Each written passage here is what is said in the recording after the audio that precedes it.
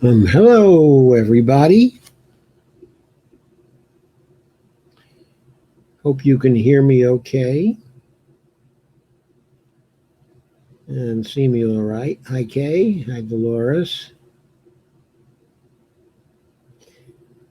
Hello, Deborah Wilson. Nice to see you. Hi, Stephanie. Great to see you.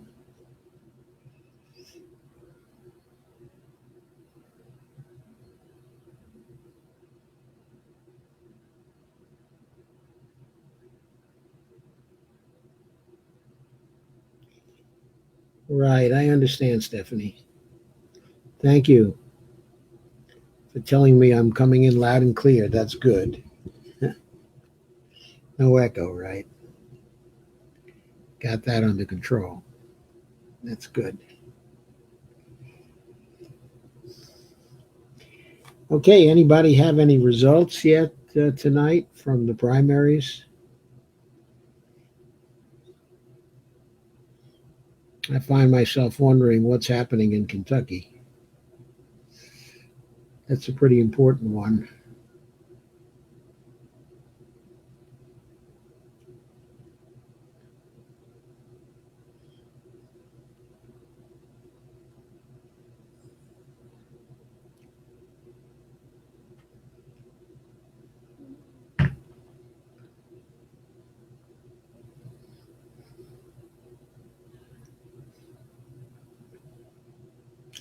Thank you, Stephanie. Hey, Steve. Great to see you. Thanks, everybody, for sharing.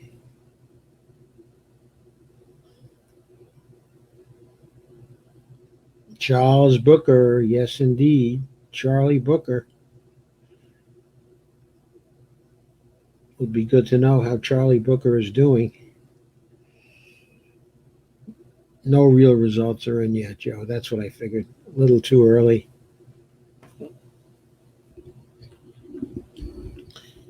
I think also in these primaries, there are a lot of votes that are going to come in late because they're mail-in ballots, and we're unlikely to know full results in many of these contests for some time to come tonight.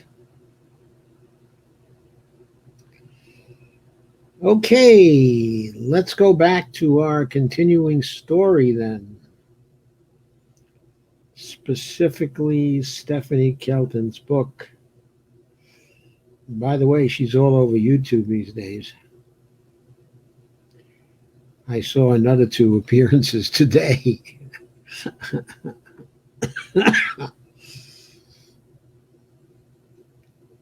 She is the item of the moment, I think.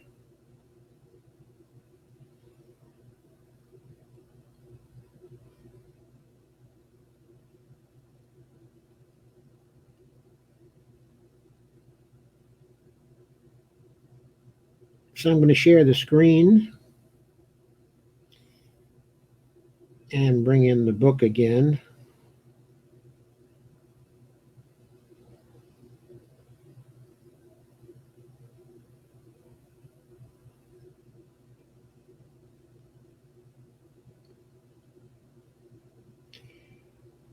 And Stephanie's title for her sixth chapter is You're Entitled.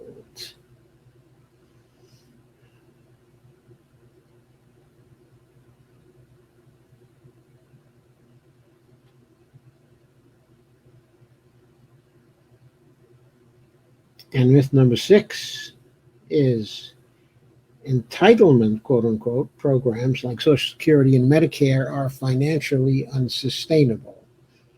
We can't afford them anymore.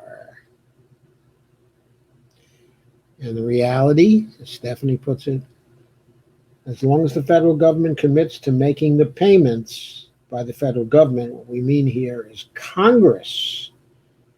As long as Congress commits to making the payments, it can always afford to support these programs. Another way of putting this is, as long as Congress appropriates the funds the government can always afford to support these programs.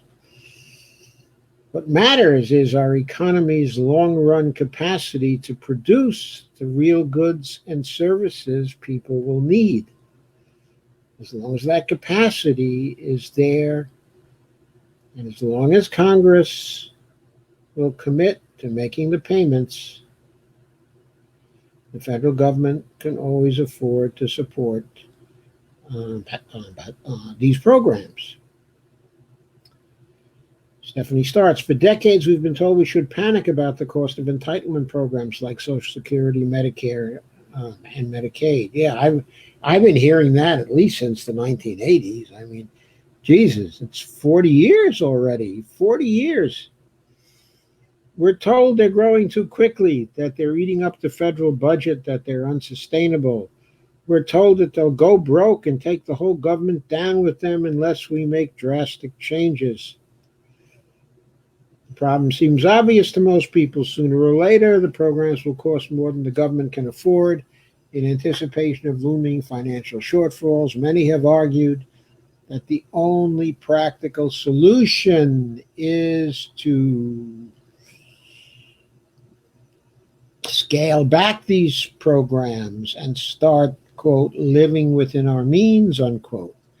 Others say we need to fix the solvency problem by bringing in more money. Both sides are wrong, says Stephanie. These are federally funded programs. The money can always be there. And she might have added a short sentence right there. It's up to the Congress to appropriate it. The deficit myth. But by the way, I've written a number of blogs now with the title, "It's Congress's Fault," or variations of that. If the money's not there, it's Congress's fault. Okay, the deficit myth, of course, I agree with all this, as you might gather. The deficit myth has warped our understanding, Stephanie says, of all government spending. Entitlements have fared especially badly, however, partly because of early decisions that were intended to protect them. When Franklin D. Roosevelt established Social Security, he tried to protect it by setting up some special rules about how it would be paid for. He wanted to protect it from the Republicans. That turned out to be a mistake. It put the political emphasis on the source of the program's finances, when what we should be talking about is our values, our priorities, and our nation's real productive capacity. To be fair, though FDR made this mistake in 1935, when the Social Security program started, in his 1944 message, in the Economic Bill of Rights message, he stated plainly there that the right to Social Security was an economic right. There, he talked about our values, and he talked about the rights of the people, and he talked about the social safety net being a right. In that same speech, he talked about, thank you, honey. He talked about necessitous men not being free men. It was a striking turn of the phrase, basically pointing out, if you're going to be free, you have to have the basics covered. So freedom implies economic rights, not simply political rights. Stephanie goes on, before we moved to the debate over the so-called financial crisis facing these programs, let's start with a more basic question about entitlements. Who is entitled to them and why? Entitlement is the term for any government program that guarantees benefits to certain groups of people, including the elderly, the disabled, and the poor. The U.S. Senate website defines it this way: entitlement, a federal program or provision of law that requires payments to any person or unit of government that meets the eligibility criteria established by law. Entitlements constitute a binding obligation on the part of the federal government, and eligible recipients have legal recourse if the obligation is not fulfilled. Wow. Legal recourse. I bet you didn't know you have legal recourse to your entitlements. That's because you have a legal right to your entitlements.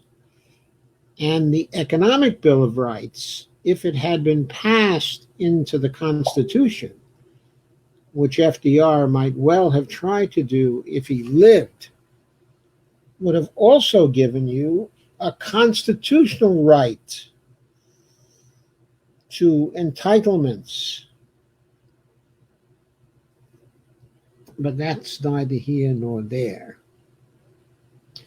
Social Security and veterans' compensation and pensions are examples of entitlement programs, quotes Stephanie from the Senate. Going on, in other words, if you meet the criteria, you're in. You qualify for these programs because you belong to one of the groups they're meant to serve. That's it. You're legally entitled to receive its benefits, and no one can deny them to you. The government pays them automatically at that point. Entitlement programs will help most of us at one time or another. Almost every American will benefit from Social Security and Medicare when they retire. The people receiving those benefits today may be our grandparents, our parents, our neighbors, or ourselves.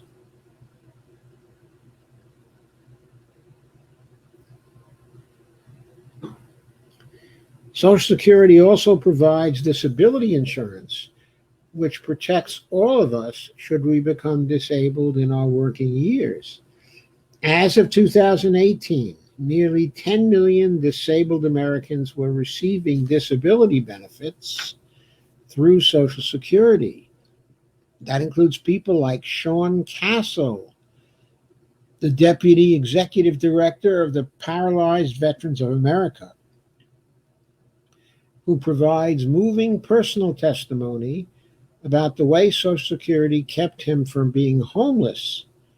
Castle suffered a spinal cord injury while on active duty as a military police officer, an injury that led to paralysis after he returned to civilian life. As Castle has explained in interviews and in congressional testimony, he relied on Social Security Disability Insurance, SSDI, to make ends meet while he was waiting for his military benefits to be approved.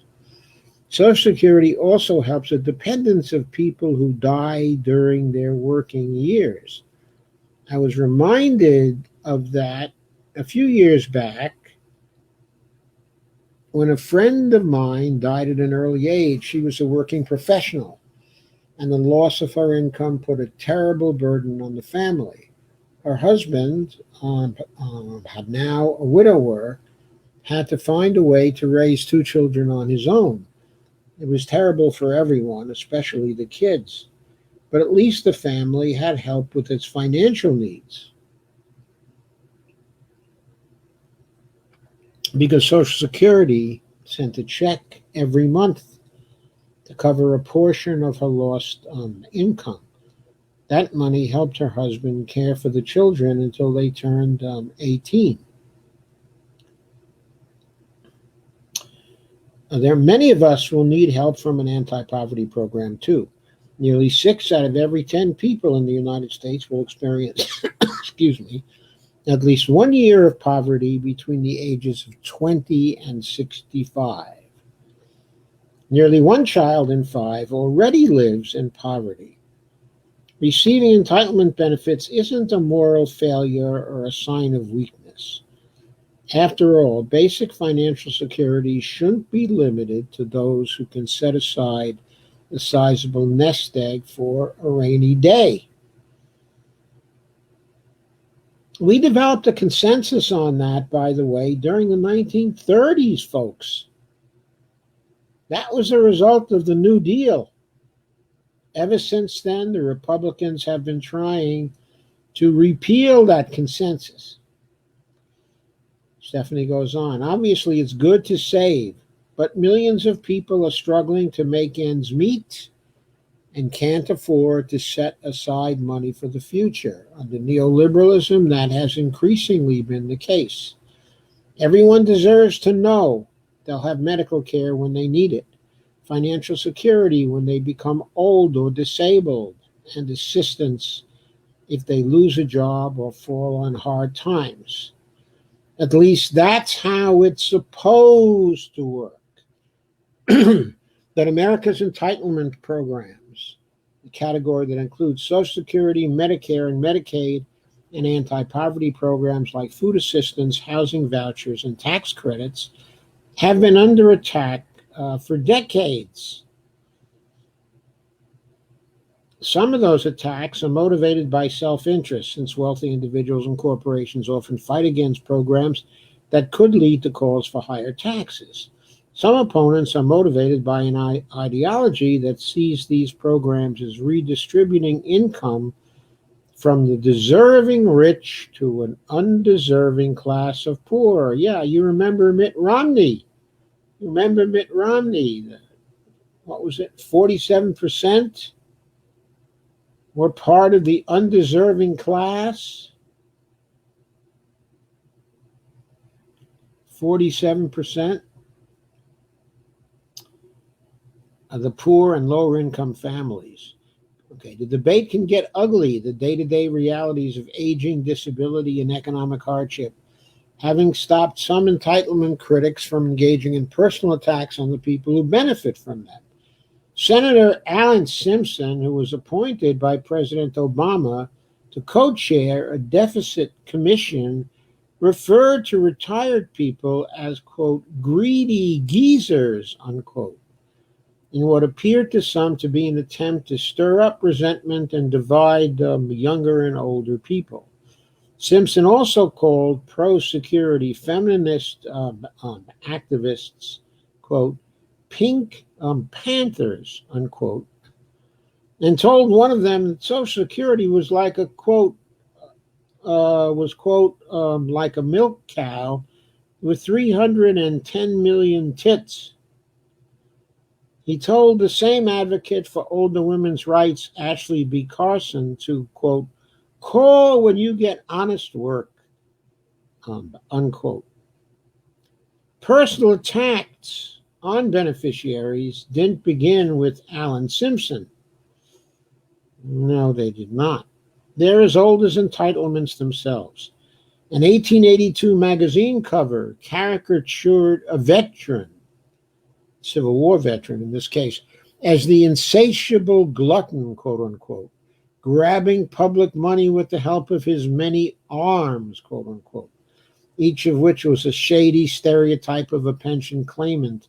A 21st century cartoon with the caption, quote, top U.S. threats in 1991, 2001, and 2011 showed Saddam Hussein, Osama bin Laden, and an elderly woman with a sign reading entitlements, quote unquote.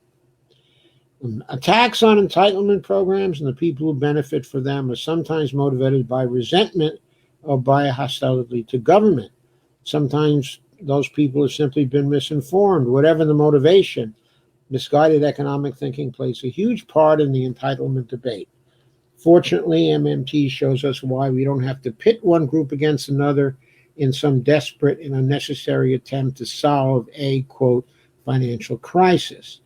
It tells us why looking at the sustainability of entitlement programs in financial terms misses the point, and why the biggest challenges facing these programs have nothing to do with affordability.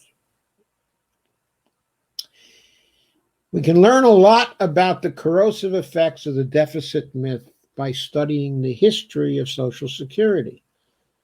Social Security is one of the federal government's great success stories. It lifts millions of people out of poverty every year and provides some measure of economic security for millions more. It helps the elderly and the disabled. It's also the nation's largest child assistance program because it delivers such important benefits to so many. It's not surprising that Social Security consistently enjoys high levels of support from the American people. So why is this popular and successful program under constant political attack? To answer that, we need to go back to 1935, the year it was born. Roosevelt had ambitious plans that went well beyond Social Security as we know it today. He saw his 1935 bill as the first part of a much broader system that would provide financial security for everyone in this country, protecting Americans, quote, from the cradle to the grave, unquote. When he signed the Social Security Act of 1935, Roosevelt called it, quote, a cornerstone in a structure which is being built but is by no means complete, unquote. The name itself, Social Security, gives us a clue to what Roosevelt had in mind.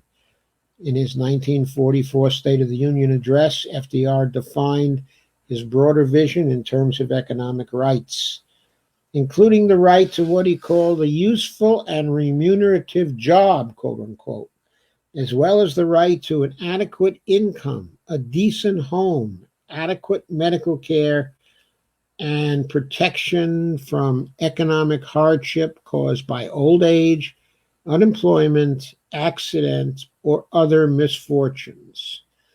Quote, all of these rights, said Roosevelt, quote again, spell security, unquote.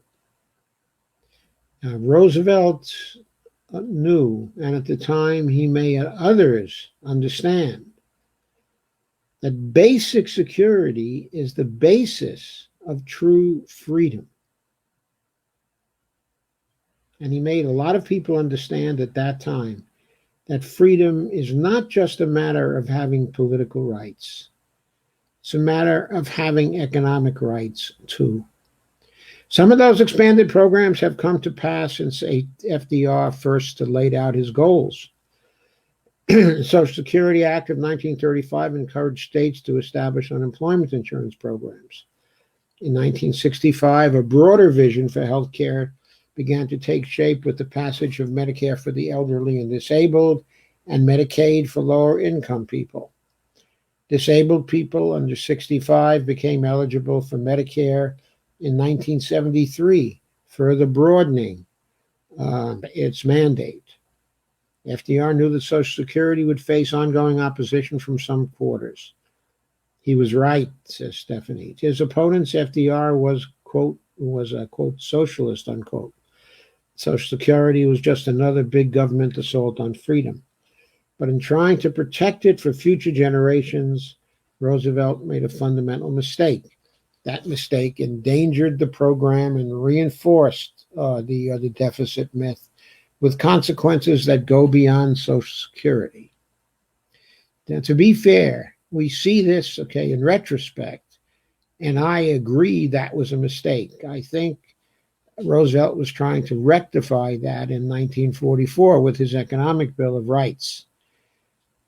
And the fact also is that for many years, suggestions that Social Security be cut or a tax on Social Security were considered the third rail of American politics. If you went near them, you risked electrocution. Now, Reagan changed that when he came into office. His victory was a very important one for the foes of Social Security. and the foes of social safety nets. Okay. And so that was too bad. It was a watershed moment. And since then, we've had to fight and fight and fight again for Social Security. But from 1935 until the 1980s, Roosevelt's strategy for Social Security and having it as an entitlement that no one would dare touch worked for those years. So FDR made a mistake, okay, in the long run, but in the short and the medium run, his strategy was a good one. Unfortunately, people do not quickly grow against strategies that have worked for a long time. For example, Social Security works, okay, in Washington, D.C., is an organization, and other organizations founded in the D.C. network to support Social Security have, since the beginning of their existence, just repeated and repeated and repeated FDR's original justifications for Social Security as an entitlement. And even though that strategy has over the years become less and less successful, even though it's led to more and more challenges to Social Security, these organizations in Washington, D.C., even when headed by younger people now, even with the passing of the generations, still insist on defending Social Security in terms of that old strategy that people have earned it, they have paid for it. They have paid for it. And that's why it must never be taken away from them. These organizations and these people need to shift to the strategy, to the insistence that Social Security and other entitlements are rights. They're rights of Americans. They are part of the birthright of Americans. They're part of the birthright that is itself supported by Article 1, Section 8 of the Constitution, which gives Congress the power to create whatever money is needed to support the economic Bill of Rights. We need to connect those two things, the importance of monetary sovereignty for defending the economic Bill of Rights. To reinforce the idea that Social Security was self-supporting, I'm going on with Stephanie's statement, the Social Security Act of 1935 tied the payment of benefits to a payroll tax that was meant to show how the program would be paid for, quote unquote. Working people would contribute a portion of their wages and collect their benefits later. Most people believed and still believe that the payroll tax generates the revenue that is used to pay benefits. The first Social Security Trust Fund was created soon afterward. Money that was not needed to pay benefits in any given year was invested in U.S. treasuries and placed in the trust fund for safekeeping. This reinforced the belief that payroll taxes from working people, rather than the federal government as a whole, was supplying the cash that kept Social Security afloat. But Roosevelt had another reason for funding the program this way. He wanted people to see that they were paying into it so that they would feel entitled to the benefits they'd eventually receive. If you're working now, you've undoubtedly noticed the payroll tax deduction that comes out of your paycheck each month, which shows up as a FICA withholding. By making this contribution visible, FDR reasoned each of us would develop such a strong sense of entitlement that no damn politician can ever scrap my Social Security program, quote unquote, from Roosevelt. Roosevelt did something else that made the program more politically vulnerable. In the Social Security Act amendments of 1939, which established a trust fund, he also gave the program a board of trustees. The trustees are now expected to evaluate the program's fiscal solvency by projecting program receipts and expenditures 75 years into the future. The only way to do that is by making a lot of assumptions about the various things that are going to determine how much money will be paid into Social Security and how much will be paid out in the years ahead. Trustees have to answer questions like how many people will be working in 75 years and in the years in between? How fast will the economy grow? How much will wages increase? How long will people live on average as we approach the 22nd century? How many people will become disabled? What will happen to inflation rates? How many babies will be born?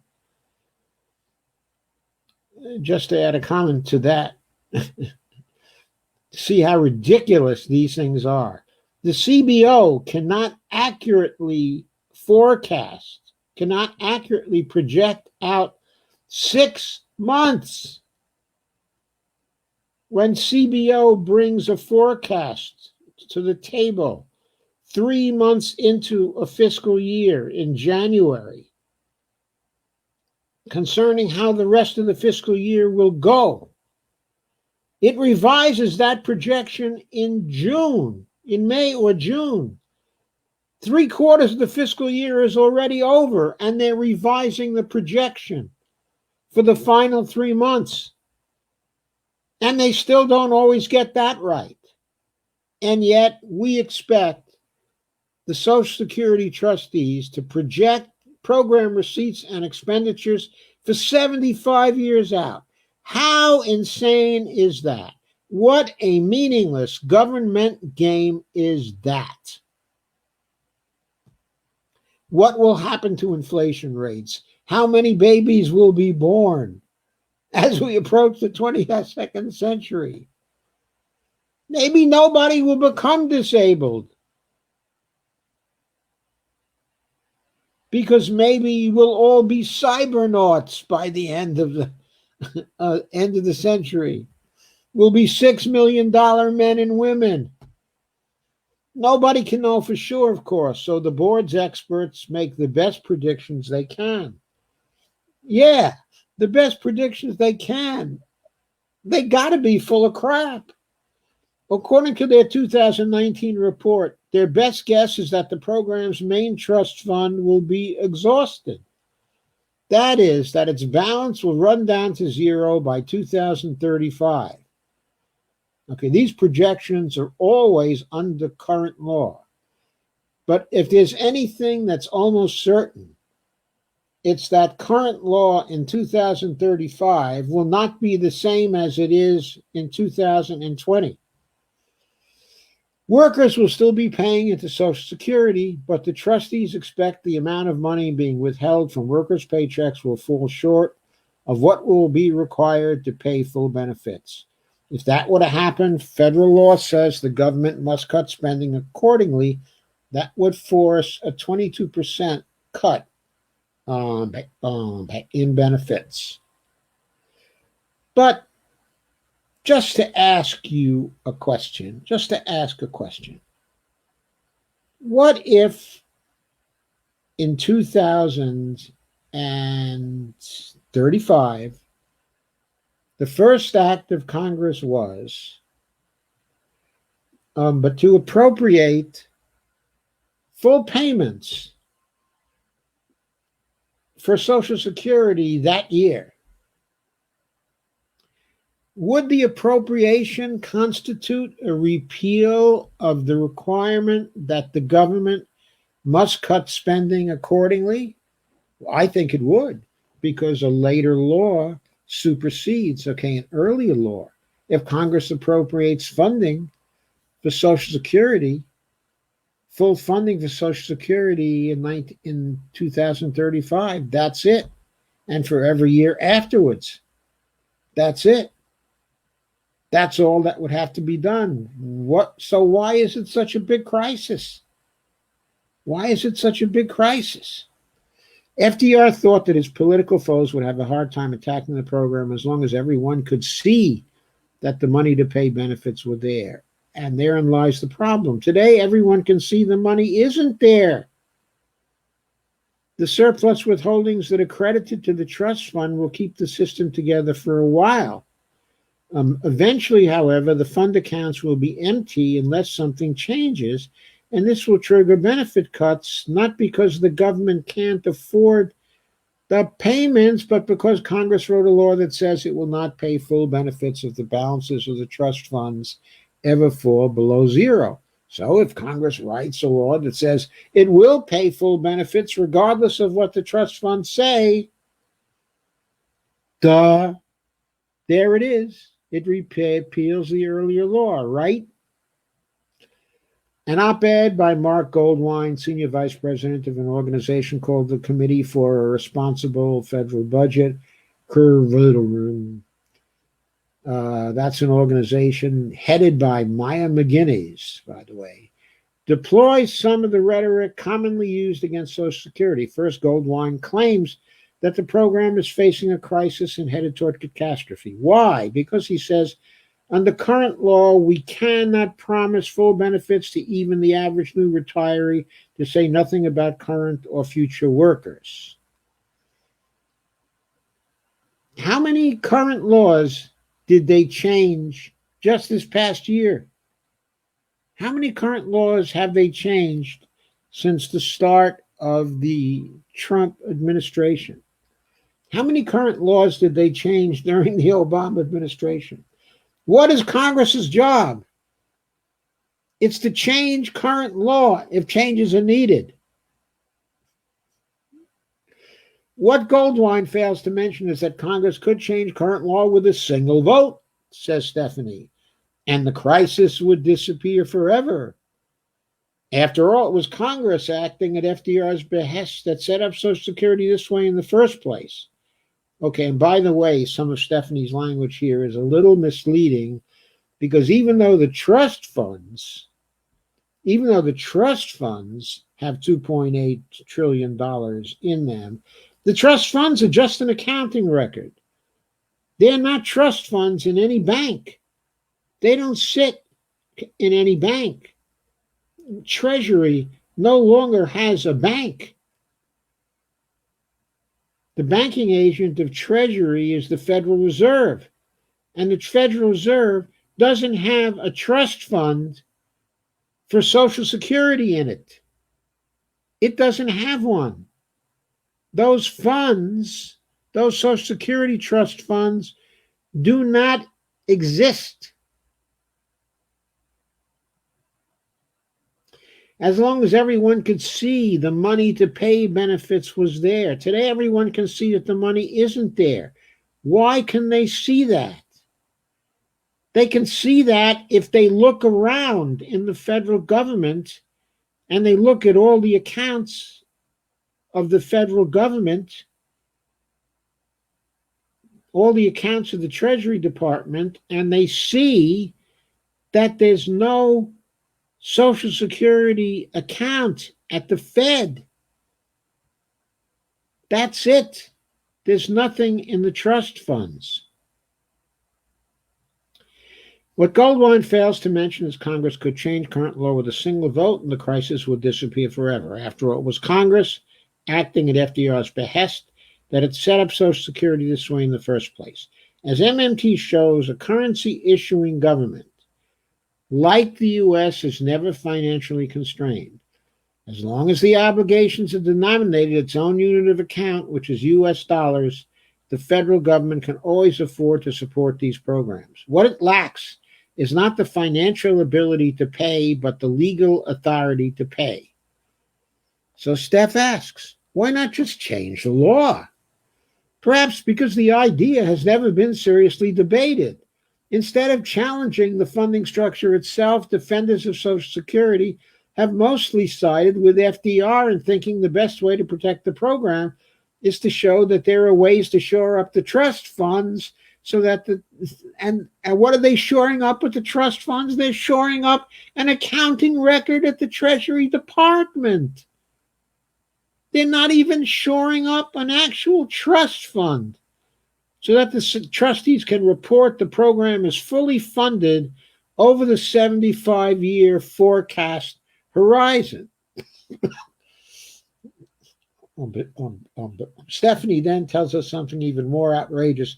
But even if Social Security was considered fully funded over the next 75 years, it would still be vulnerable to attack from some critics. Economist Lawrence Kotlikoff is notorious for urging lawmakers to use an even longer time horizon to evaluate the program's fiscal sustainability. How long? Kotlikoff wants us to think as far as humanly possible and beyond by trying to predict how much money will be paid into and out of Social Security over the indefinite future. The whole exercise is truly ridiculous, says Stephanie. But many lawmakers have taken Kotlikoff seriously, inviting him to testify in the House and Senate committee hearings. Yes, there are records of him testifying, and there are critiques of his testimony that were presented by Jamie Galbraith and Randy Ray and Warren Mosler, who had counter testimony in front of Congress. And there's a report of the Levy Institute by Jamie Galbraith, and I believe by Randy and Warren too. A very interesting report that absolutely destroys what Kotlikoff had to say. Channeling his inner Buzz Lightyear, Kotlikoff tells members of Congress that Social Security's unfunded obligations, that is, its future shortfalls over an infinite time horizon, add up to $43 trillion. Evaluated this way, Social Security isn't just in trouble, it's bankrupt to infinity and beyond. From here to the moon and back, as my granddaughter would say. Actually, into infinity beyond is even worse than that. Social Security's funding setup has led to benefit cuts before. In the early 1980s, projected shortfalls led Congress to effectively cut benefits in several ways. It delayed the annual effective date of cost of living increases, which slightly lowered overall benefits. And also tax benefits for high income recipients. Most importantly, the retirement age was gradually raised from 65 to 67. So my son, I believe, has a retirement age of 67 as a result of the unnecessary reforms that were passed in 1983. Now, you know by now that we were off the gold standard fully by 1973, permanently off of the gold standard. We had a fiat currency system since that time. We had no debts in foreign currency, and we floated the dollar on international exchange rates. The federal government had full power at that time to dispense with the trust funds entirely and just make Social Security automatically funded every year into the future. Every year. Had that been written into law at that time, there would be no projections right now that Social Security is about to run out of money. That's all that it would have taken. And based on earlier chapters in the book, you know by now that there is never any barrier to the United States paying its obligations. Entitlements are obligations that people have a legal right to. All that has to happen is that law be changed so that the federal government has the authority from Congress to spend. That's all that has to be done. It's like a one sentence change. People don't just work longer when the retirement age is raised, their benefits are cut too because they receive less over the course of their retirement. Those who retire early, often because they're no longer able to work, receive less because the benefit formula reflects lower total payouts. In fact, by raising the retirement age by just 2 years, Congress imposed a 30% reduction in total benefits for people retiring earlier than 65. That was done because of the Social Security reform of 1983, the great compromise between Reagan and Tip O'Neill. That compromise imposed a 30% reduction in total benefits for people retiring earlier than 65. Many, many people have suffered since then because of that completely unnecessary reform. It was a crime. And it came about because everyone still believed in the frickin' trust funds and did not believe in the powers of a monetarily sovereign government. But Social Security's funding structure doesn't just leave it open to attacks from conservative Republicans. It has led many Democrats to propose cutting one of their party's signature programs. Some reports say that President Bill Clinton tried to broker a compromise deal in 1997 with then House Speaker Newt Gingrich to cut Social Security and Medicare, but the impeachment inquiry prevented it from going forward. Some people say more than that. They say that Clinton and Newt actually made a deal to at least partly privatize Social Security, and that the only reason why the deal never came to fruition was because of Monica Lewinsky. And, of course, the impeachment inquiry following it. But Newt also got himself into trouble, as you know, and had to get out of there. And that saved Social Security, too. When he ran for president, also, by the way, one big factor in that little deal, that compromise deal, was a guy by the name of Erskine Bowles, who was on the White House staff of Bill Clinton. Okay, at that time, I think he was chief of staff or close to it. Okay, and he was involved in that particular compromise deal. And he later became the co-chair of the Bowles-Simpson Commission, as it was originally called, which was put into place by Obama to try to find a great compromise, which would include cuts to safety net programs. Obama did this in 2010.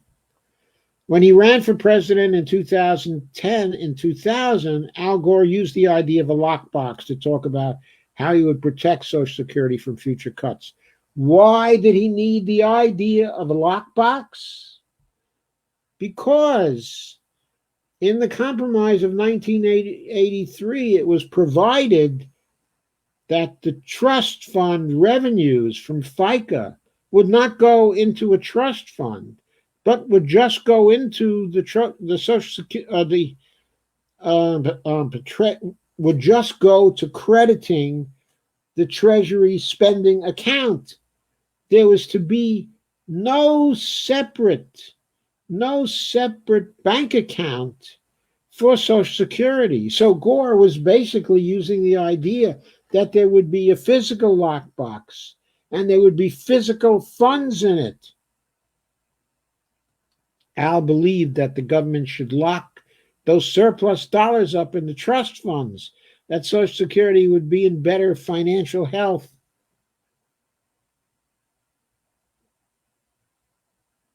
That would have had absolutely no effect. Why?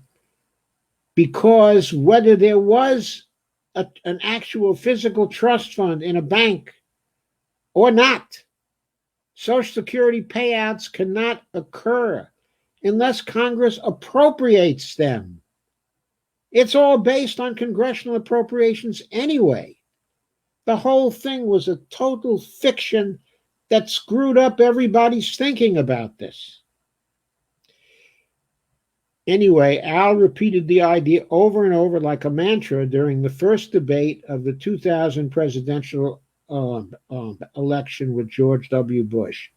And you know how robotic Al Gore can be, how ponderously robotic. The lockbox metaphor, however well-intentioned, was another example of misguided economic thinking.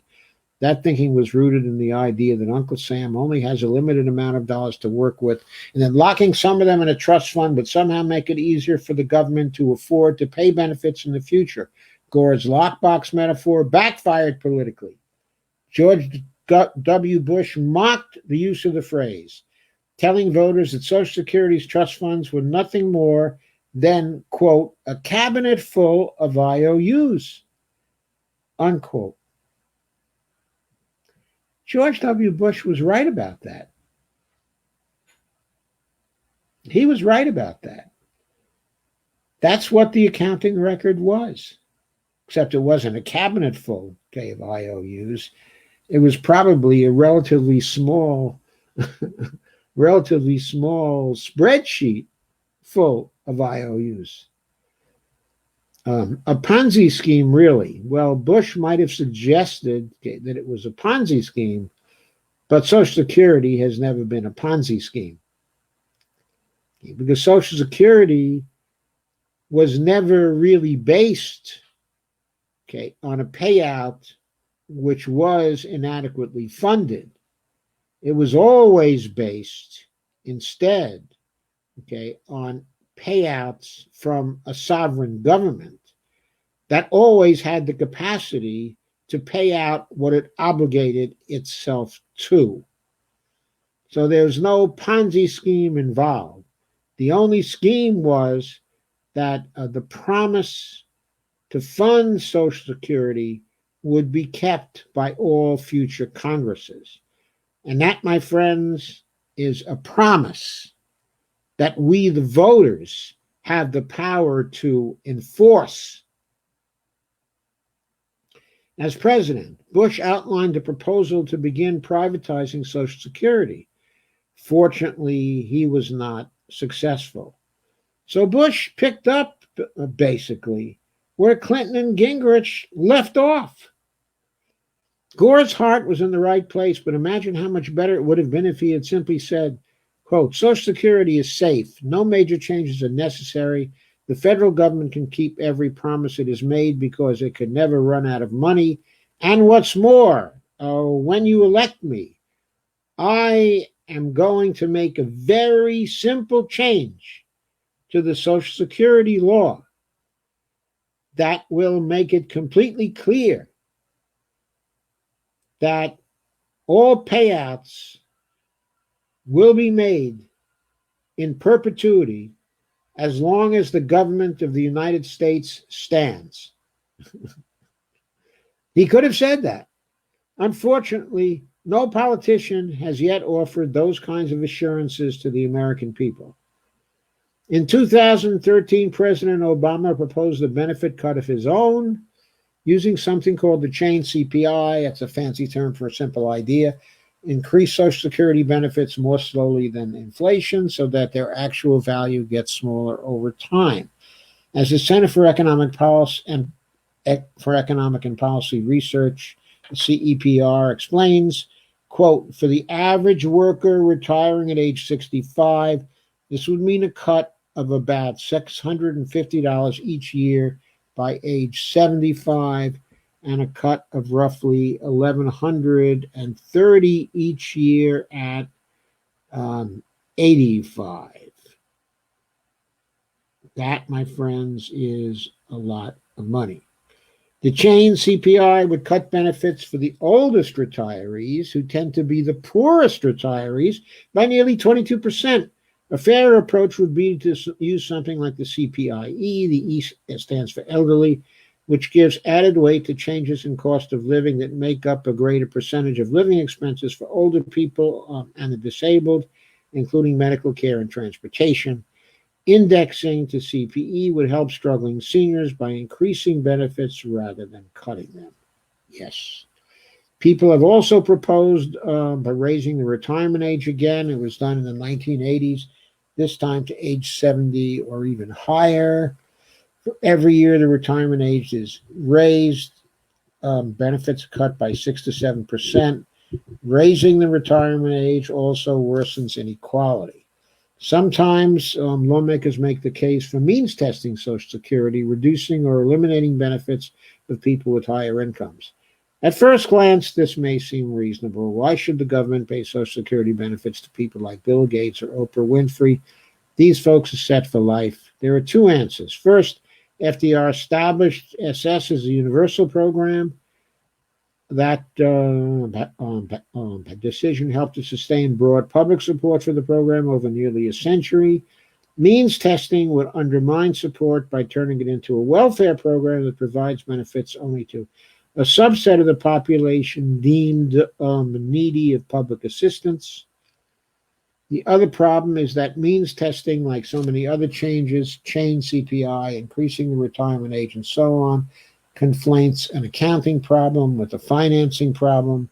Finding ways to leave more dollars trapped on an accounting ledger for a longer number of years will extend the program's legal authority to pay out benefits, but it does nothing to enhance the government's financial ability to pay. It's an undue burden imposed by a previous Congress, which has made Social Security and parts of Medicare vulnerable to attack for decades. One way to see how the trust fund approach leads to confusion over program sustainability, is by comparing the treatment of Social Security's trust funds. There are two of them, with the trust funds that have been established for Medicare. There are also two.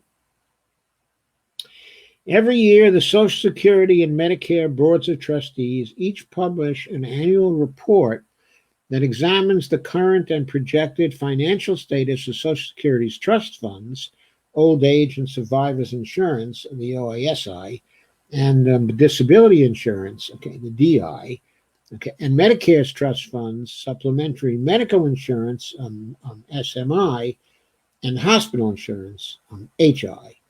For years, a summary of the reports has concluded both Social Security and Medicare face long-term financing shortfalls under currently scheduled benefits and financing. Specifically, the OASI, DI, and HI trust funds are all considered to be, quote, in crisis, unquote. According to the 2019 report, the OASI trust fund will be exhausted in 2034. DI will run out of money in 2052, and the HI fund will be depleted by 2026, in 6 short years. Unless something changes, these programs will cease to be authorized to pay full benefits. But there's one trust fund that isn't in trouble. It's the SMI, the supplementary medical insurance trust fund, also known as Medicare Parts B and D. Why is this one healthy while the others are projected to run out of money? The answer is simple. SMI has the legal authority to pay full benefits if the trust funds are ever exhausted, and the others don't.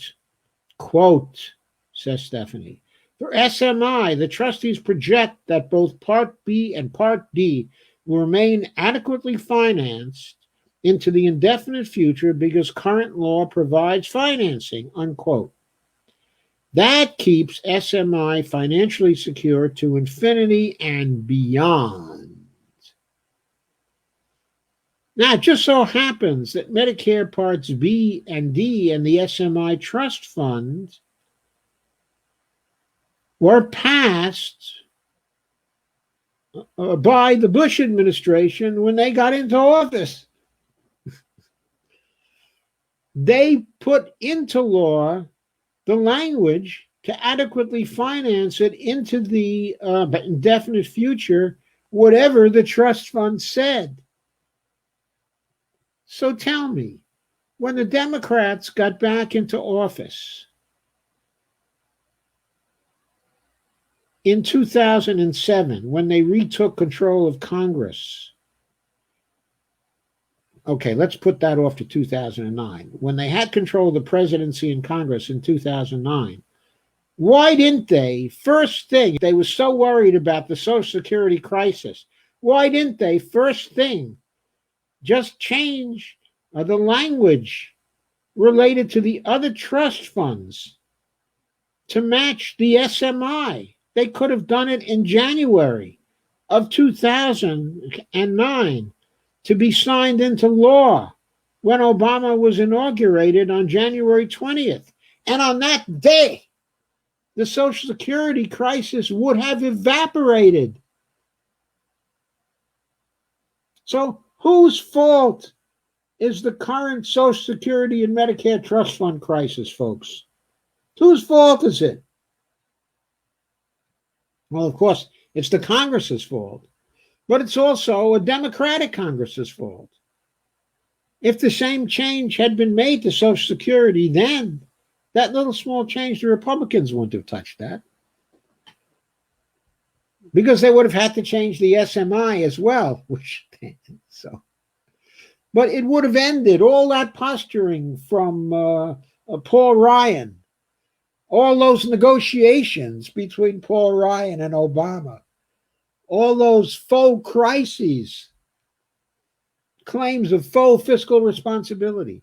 It's that simple, says Stephanie. Social Security's programs and Medicare's hospital insurance are considered fiscally unsustainable because the government isn't committed to making payments, while Medicare's Part B and D get a clean bill of health because Congress has granted the legal authority to make the payments no matter what else happens.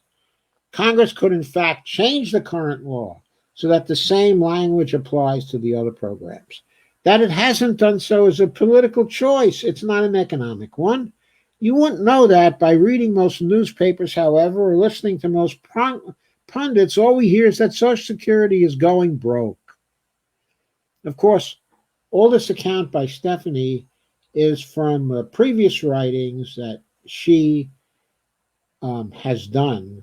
The idea about the trust funds, she was writing about that as early, I think the first time I read about it from her, and from anybody for that matter, she was the first one to do this, was in 2011, if I recall correctly. But once she put it down there, it was so obvious. It was so obvious. It was so incredible. I'm so glad it's in here, and she's still using it. It's wonderful. The near constant fear-mongering is taking a toll on younger people.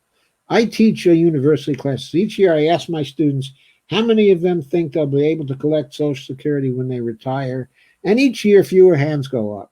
That's consistent with a survey by the Transamerica Institute, which found 80% of by the millennial workers born 1981 to 1996 say they're worried Social Security won't be there for them.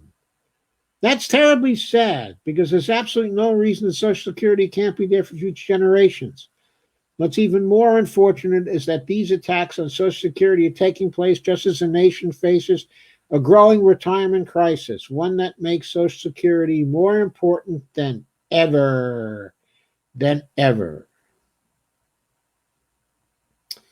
So tell me, why aren't there young Democrats currently running for Congress saying, hey, Social Security needs to be fixed because the language surrounding 3 of the trust funds is unfortunate? If you elect me, I will vote for a very, very short bill that changes this language to the exact language we currently use for the supplemental but medical insurance trust fund. And if I do that, the Social Security crisis and the Medicare crisis, they'll be gone, completely gone. I mean, what a thing to run on. A simple thing. That's all we got to do, folks. All we got to do. There's no problem in how we're going to pay for that. People used to talk about, anyway, Stephanie goes on with the idea that basically we used to think of our retirement as a three-legged stool, pension from our jobs, personal savings, and Social Security benefits. Unfortunately, for millions of Americans, probably a majority, two of these legs have been sawed off. Savings have been hurt by wage stagnation, and employers are cutting back on reliable pensions or going into bankruptcy, and the pension funds are going. And then there are some examples. The McDonnell Douglas example. They closed a plant in Tulsa. The company was able to pay the workers only a fraction of their full pensions. The employees won their lawsuit, but the awards, with average $30,000, amounted to much less. The value of their pensions. Instead of enjoying retirement after a lifetime of work, many were forced to keep on working to make ends meet. One ex-employee, a 79-year-old man, went to work as a greeter at Walmart, standing on his feet 8 hours a day. Another worked the midnight shift, loading trucks at the age of 73. 74-year-old took a job as a crossing guard, and a 76-year-old started buying and selling junk to earn cash for his survival. While their situations are extreme, these employees are not alone. Corporations around the country have cut costs by reducing pension benefits. That's one of the reasons so many older Americans are in trouble. One study concluded that 40% of middle-class Americans will experience downward mobility in retirement, falling out of the middle class, and 8.5 million people are in danger of falling into poverty or near poverty. For many of these retirees, Social Security is the only thing keeping them from becoming impoverished. Employers have cut back dramatically on defined benefit pension plans that guaranteed a fixed payment every month after retirement. And Stephanie goes into that.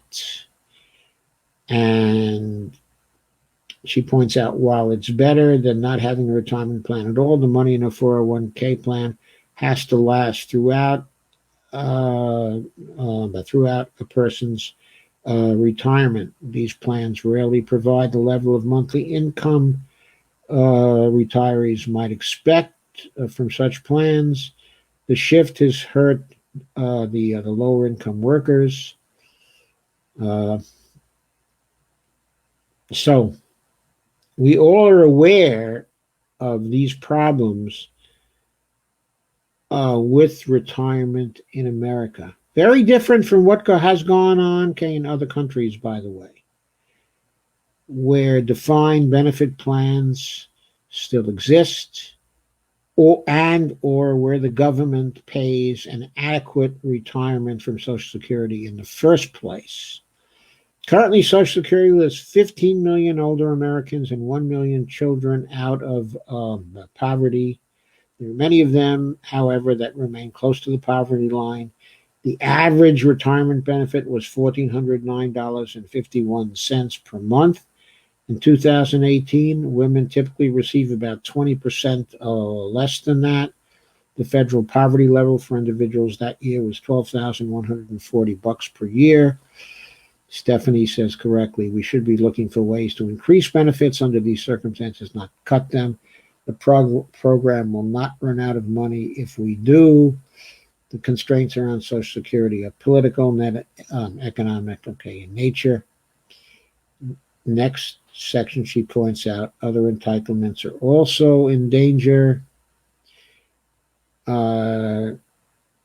She points out that after the Civil War, there were federal benefits that were in jeopardy then, that we've been paying entitlements for a long time, but it's always been a subject for political fights.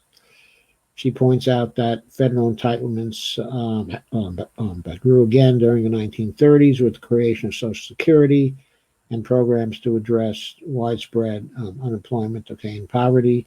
They were alarmist then, too. Senator Daniel Hastings said Social Security may end the progress of a great country and bring its people to the level of the average European. An ironic statement today, given Western Europe's stronger safety net. The average European who's elderly is doing much better than the average American who's elderly. When Medicare was created in 1965 during the post-war economic boom, the debate focused less on government spending, on more on fears of socialism raised by Ronald Reagan and others.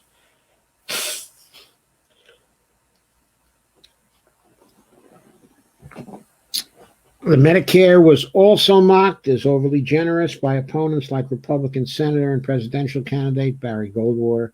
Having given our pensioners their medical care in kind, said Goldwater, why not food baskets?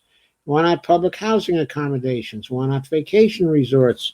Why not a ration of cigarettes for those who smoke and beer for those who drink? Goldwater's questions were rhetorical, of course. Others raised other concerns. There will be lines of old folks at hospital doors, a New York Times reporter wondered, with no rooms to put them in, too few doctors, nurses, and technicians to care for them, unquote.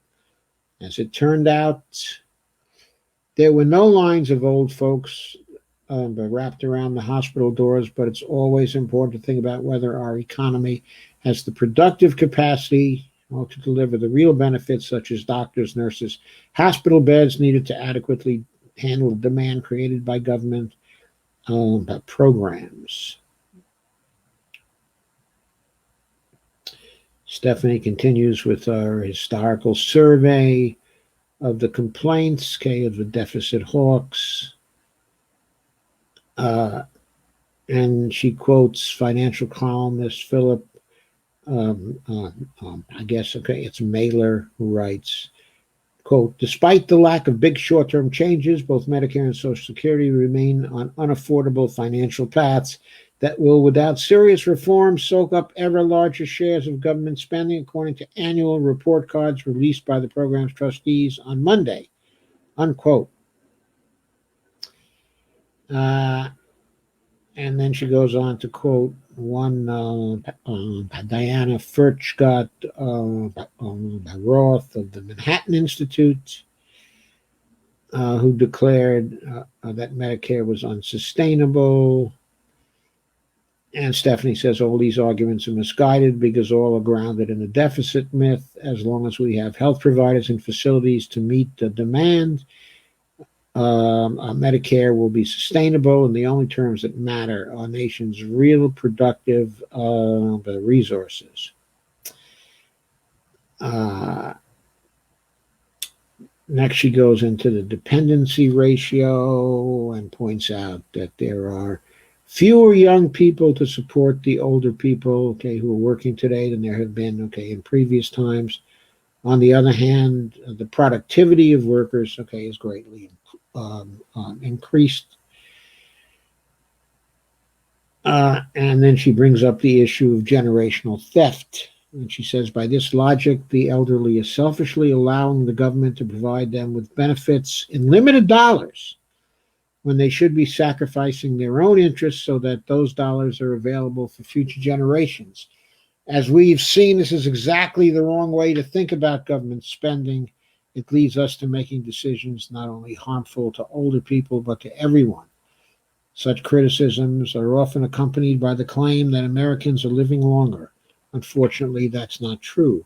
Some people are living longer, but a 2018 report from the Centers for Disease Control showed overall life expectancy had declined in the United States for the third year in a row. So-called deaths of despair from drugs, alcoholism, and suicide play a large role in these declining figures. Other factors included a rise in flu deaths and increased deaths from chronic lower respiratory disease and strokes. The real issue surrounding lifespan is one of fairness. Life expectancy is closely tied to income, and the statistics on that score are shocking. In the Journal of the American Medical Association, it was found that the wealthiest men in the United States live nearly 15 years longer than the poorest, while wealthy women live 10 years longer than their poor counterparts.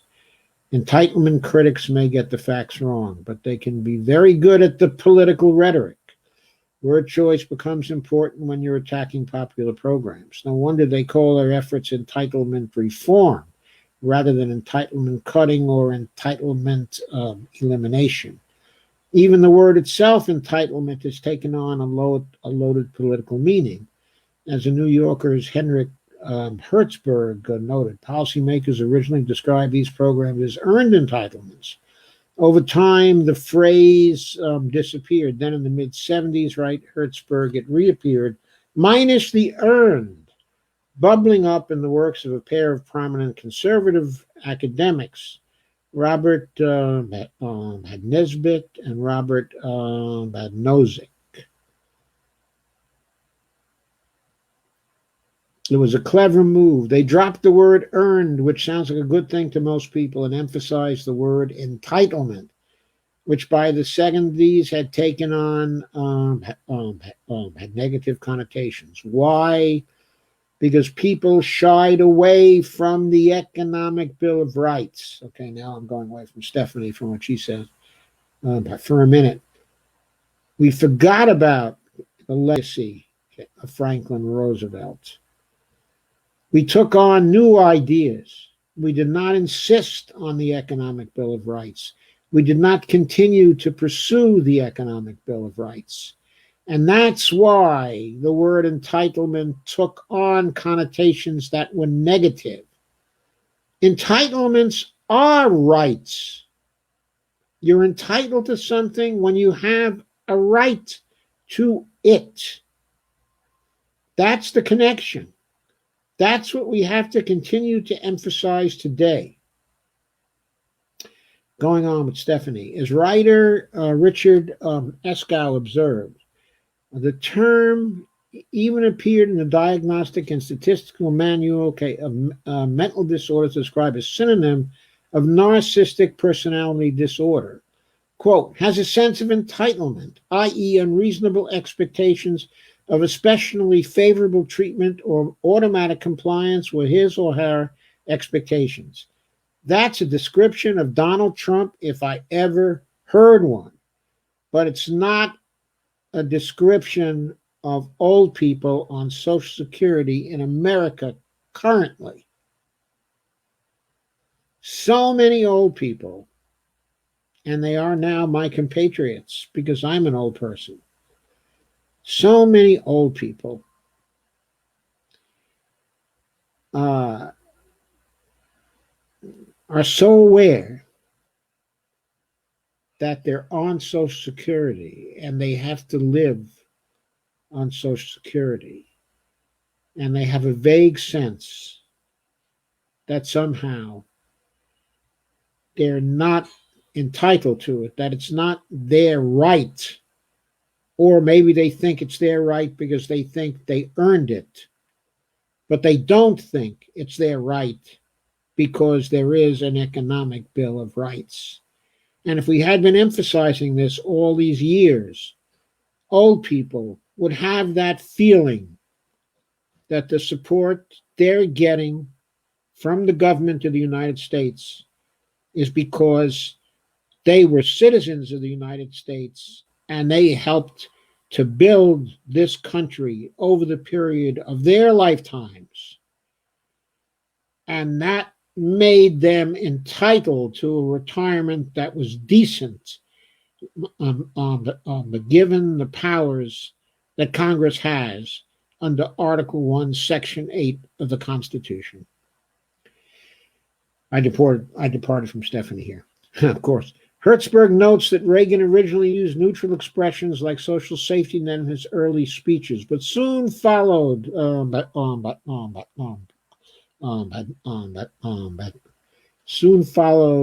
the two ends, had Nisbet and Nozick's lead, and began using the term, entitlements. Yes, and with a certain contempt. Entitlements, entitlements, entitlements. Boy, I would have liked to have popped him one even then. The business press soon followed his lead. The word subtly stigmatized people who participate in entitlement programs. But sometimes the stigmatization isn't so subtle. Reagan famously attacked welfare recipients with the vicious and racist welfare queen stereotype. Most welfare recipients are white. Not that it should matter. When Obama established his National Commission on Fiscal Responsibility, the Deficit Commission, also known in popular circles as the Cat Food Commission, also known in popular circles as the BS Commission, after Erskine Bowles and Alan Simpson, because it was originally named the Bowles-Simpson Commission, until the people who named it suddenly realized that was going to get it called the BS Commission. So they hurriedly started calling it the Simpson-Bowles Commission. While Simpson took the rhetorical lead, the more low-key Bowles was able to draw on valuable relationships dating back to his days as deputy chief of staff in the Clinton White House. And, of course, a lot of the people in the Obama White House were Clinton holdovers. Yet no one did more to campaign against entitlements than Peter G. Peterson. Peterson passed away in 2018, but his work in this area, and more importantly, his money, survived him. Peterson's name was never well known to the general public, but the billionaire budget hawk funneled as much as $1 billion into a PR campaign whose agenda included undermining support for popular social programs. Peterson had been the CEO of Bell and Howell. He was Richard Nixon's Secretary of Commerce and head of Lehman Brothers before making billions as the co-founder of an investment fund and hedge fund called the Blackstone Group. He funded a wide array of think tanks, conferences, and hokey PR campaigns, and invested both money and time into cultivating leading lights from both of the political parties. Peterson was trying to privatize Social Security to make a Wall Street killing on it since his days in the Nixon administration. That's how long it was going on. And he established an alliance in those early days, in the second half of the 1970s, with a lady by the name of Alice Rivlin, who was the first head of the CBO.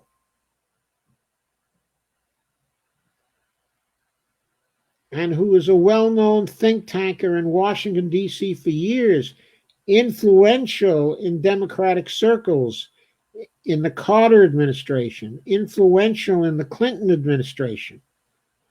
The team of Rivlin and Peterson created a conservative bias to Democratic budgets and to some Republican budgets also, all during this period. The Bushes, the first Bush, was greatly influenced by Peterson.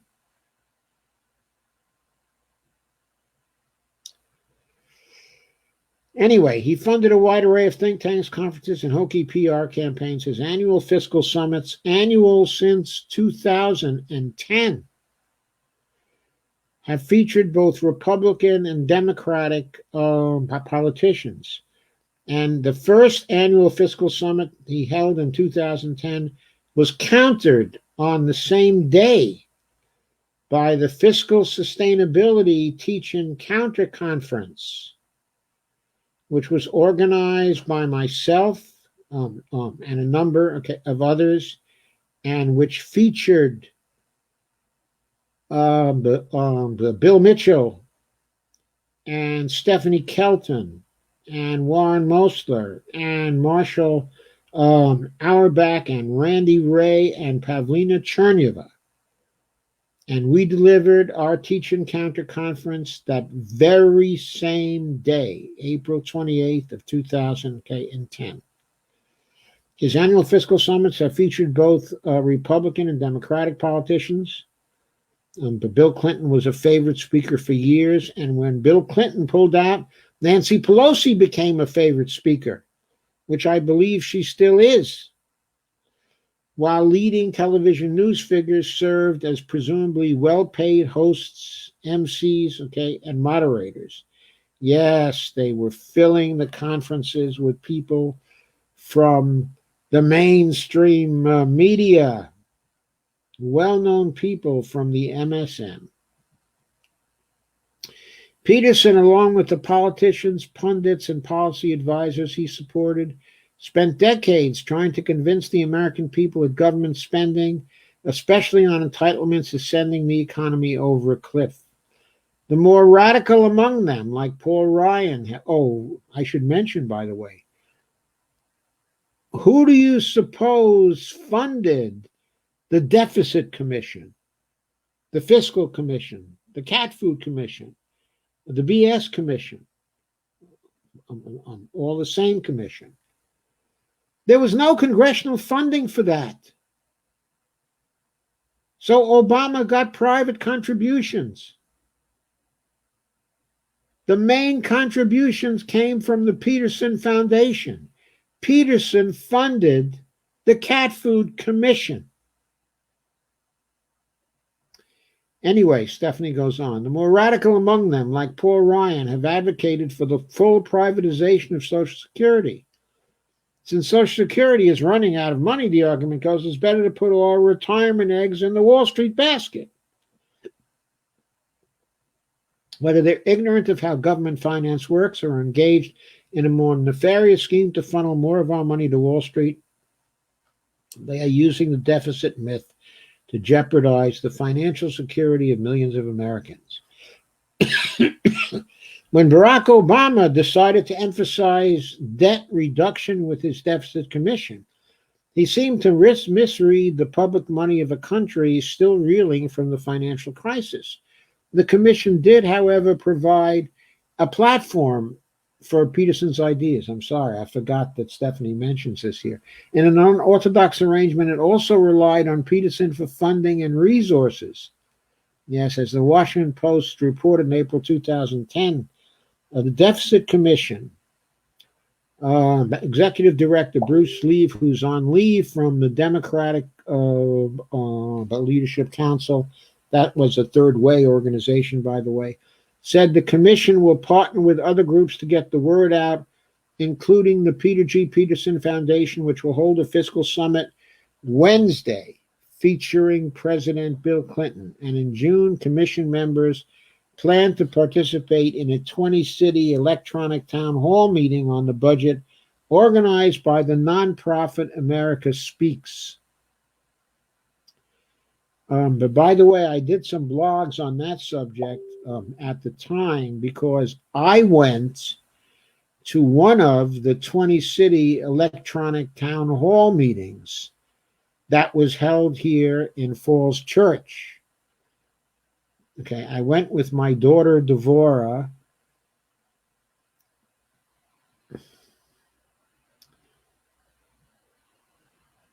Okay, and we, along with a third party,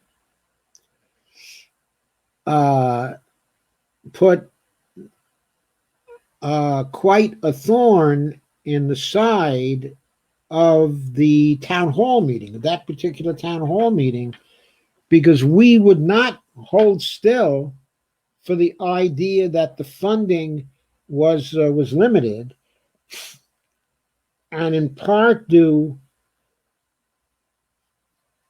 to our contributions and to the contributions of Nancy Bourdieu, who was there as well. We managed to derail the track, okay, of that particular meeting and contribute to a finding, okay, in our town hall that did not support an austerity budget for our city within the 20-city electronic town hall. And by the way, the same thing happened in many of the other town hall meetings. So the final recommendations, that America Speaks came up with did not conform to what Peterson wanted.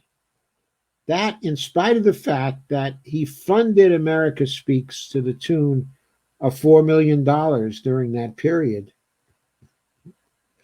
Peterson's foundation also paid the salaries for two of the commission's staffers. There was a liberal group that also contributed a staffer to the commission, but found the group unreceptive and concluded that the commission had gone off the rails. The commission's members were unable to agree on a plan, so the co-chairs produced one of their own along Peterson-approved lines. It met with immediate praise from Peterson and was publicized with the help of the CRFB. The CRFB is one of a large number of groups funded by Peterson. A very important point here is that not only was there a report from the two co-chairs of the commission, but there were also other reports, that were put out. But there was no report from the whole commission because they couldn't get the 14 votes that were required to get an imprimatur under the rules of the commission. There were 11 votes in favor of a commission report and 7 votes against it, but the 7 votes against it were enough to torpedo a common report. So this was kind of played with by the Peterson forces for years. They're sort of halfway claiming that there had been a commission report when there never was any, in order to support their austerity propaganda, which they proceeded to pursue for the rest of the Obama administration. The cozy relationship between Peterson's organizations and Obama's Definite Commission reflected Peterson's long-standing influence with the political establishment. So did his 2012 fiscal summit, which was organized while the Obama administration was trying to negotiate a grand bargain, quote unquote, on the budget with House Speaker John Boehner. Speakers that year included both Boehner and Obama Treasury Secretary Tim Geithner, two principals in the negotiations, as well as Bill Clinton, Paul Ryan, and Alan Simpson. If you want more about this and you want more about the network, of Peterson, and all their activities and their web of influence and who's associated with them throughout DC, then I have 2 books on the subject. If you go to my website, to josephmfirestone.com, you will see,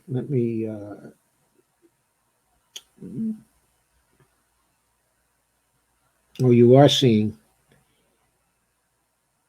one book called Real Fiscal Responsibility, Volume 1, The Progressive Give Up Formula. That is Volume 1 in the Real Fiscal Responsibility series. And then Real Fiscal Responsibility, Volume 2, The Peterson Network, Inequality, and the Failure of Neoliberalism. Those 2 books are about the Peterson Network and the Fiscal Summit activities from 2010 to 2015. And so if you're interested in more detail on that, there's plenty of detail in those books and on the fiscal myths which have motivated the debate with them. So I will now get rid of that and go back here.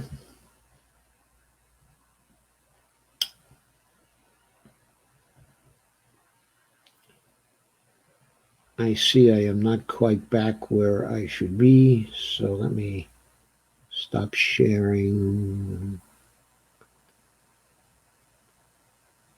Share once again. And there we go.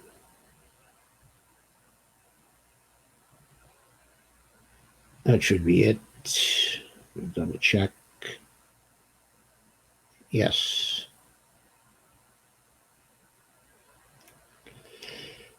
So while Simpson was vilifying millions of Americans in his official role, calling us all freeloaders, other Republicans were making exaggerated claims about fraud in the Social Security disability program. That, too, was a form, of demonization, telling the Senate Republicans who asked for a count of overpayments, but they did not ask for a tally of the underpayments. Contrary what the Republicans in the Senate suggested, the disability program is neither generous nor rife with fraud. It's extremely difficult and time-consuming to qualify for Social Security disability payments, and even harder to appeal a denial. The average wait time for a hearing was 535 days in 2018 and over 700 days in many cities. By the end of that year, 801,428 people were waiting for a hearing. 8,699 people died in 2016 while waiting for a hearing they never received. Most of those people were entitled to disability. They never received the disability funding. Many of them may have died because of economic hardship due to the fact that they never got a hearing. The goal of such a demonization is to make people ashamed for receiving their benefits and to make other people resent them for it. That is the goal. It's to make people not insist on their rights, on what they are entitled to. The injustice of these attacks was underscored for me in the early 2000s when I spoke about Social Security to an audience of union members in Wichita, Kansas. There was one gentleman who looked like a biker came up to me afterwards, shook my hand the best he could since he can barely raise his hand or form a grip after years of manual labor.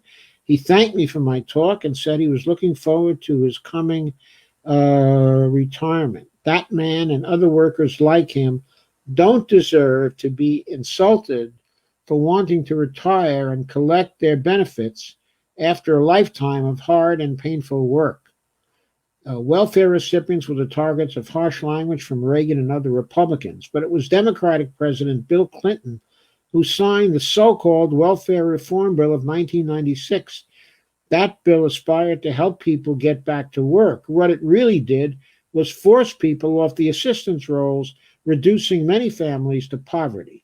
A study by the National Poverty Center concluded that the prevalence of extreme poverty rose sharply between 1996 and 2011, largely as a result of this reform.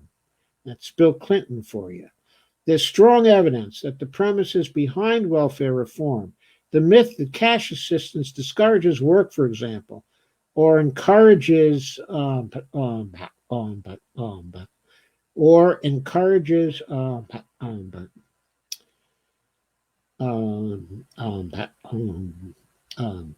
can't even say it. Okay, it's unwed motherhood are false and unfair to poor people. Getting so angry, I'm starting to have trouble. Eduardo Porter of the New York Times cited a study showing that even before the 1996 welfare cuts, some 4 in 10 Americans on welfare were on it for only 1 or 2 years. Only about a third were on it for 5 years or more. Porter also cited a 1995 study showing that even before benefits were eliminated for non-working mothers, welfare payments did not increase single motherhood, and the experience over the next 20 years, he adds, suggested that ending welfare did not reduce it, unquote. Constant attacks haven't succeeded in undermining public support for entitlement programs, but they have undermined public confidence in their long-term financial viability. The anti-entitlement crowd loves to congratulate itself on its courage, but there's nothing brave about attacking programs for the elderly, disabled, and poor, especially when there are rich campaign donors and billionaire think tanks willing to reward them for their, quote, bravery, unquote. Yes, Bonnie is sitting here and looking at me and pushing at the time, but I am going to finish this chapter. And this section is very, very important. Stephanie is telling us now how we should talk about entitlements. I've been telling you about that too all through this, but now comes Stephanie. By now, I hope you're convinced that we've been thinking and talking about entitlements all wrong. While I focused on the U.S. in this chapter, this misguided thinking has also hurt a lot of people around the world. It has led to cuts in vital social programs such as the National Health Service in the UK and critically underfunded pensions in Japan. In these and other countries, the deficit myth has deprived people of improved public services because governments are convinced that they don't have the money to sustain programs that care for their people. That doesn't just force misery on the people whose lives would otherwise be improved by this program. It hurts all of us. Our social safety nets strengthen our social bonds with one another and help to support the economy as a whole. Just think about all the grocery cashiers, truck drivers, shopkeepers, and others whose jobs depend, at least partly, on people spending their entitlement benefits in communities all around the country. That's one reason the rhetoric around these programs is so misguided. The federal government shouldn't try to manage its budget, quote, like a family sitting around the dinner table. We don't need to tighten our belts with shared sacrifice and fiscal restraint. Ever notice how some people use the phrase shared sacrifice when somebody else will be doing all the sacrificing? The answer is yes. I've noticed that all the time. So how should we talk about entitlements? The most important thing to remember is that there are three distinct issues, and we must keep them separate whenever we talk about programs like Social Security and Medicare. These are: 1, the government's financial ability to pay; 2, the legal authority to pay benefits; and 3, our economy's productive capacity to deliver real program benefits. As we have learned, MMT emphasizes the role of the government as the issuer of the currency. For countries like the US, the UK, and Japan, the government's financial ability to pay can never be in doubt.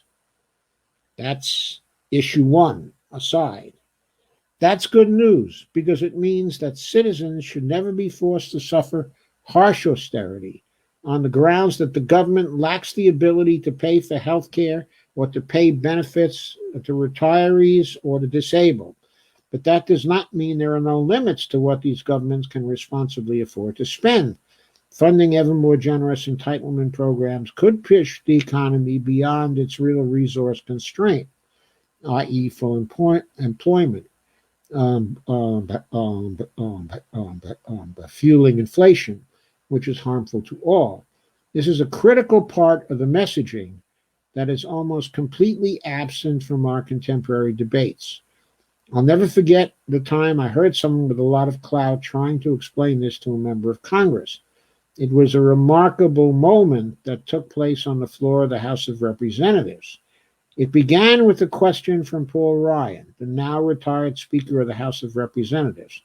Ryan was a self-professed deficit hawk who spent much of his time in Congress trying to privatize Social Security. He repeatedly urged lawmakers to join him in turning it from a guaranteed retirement program into a system of privatized personal retirement accounts that would put Wall Street money managers in charge of workers' retirement income.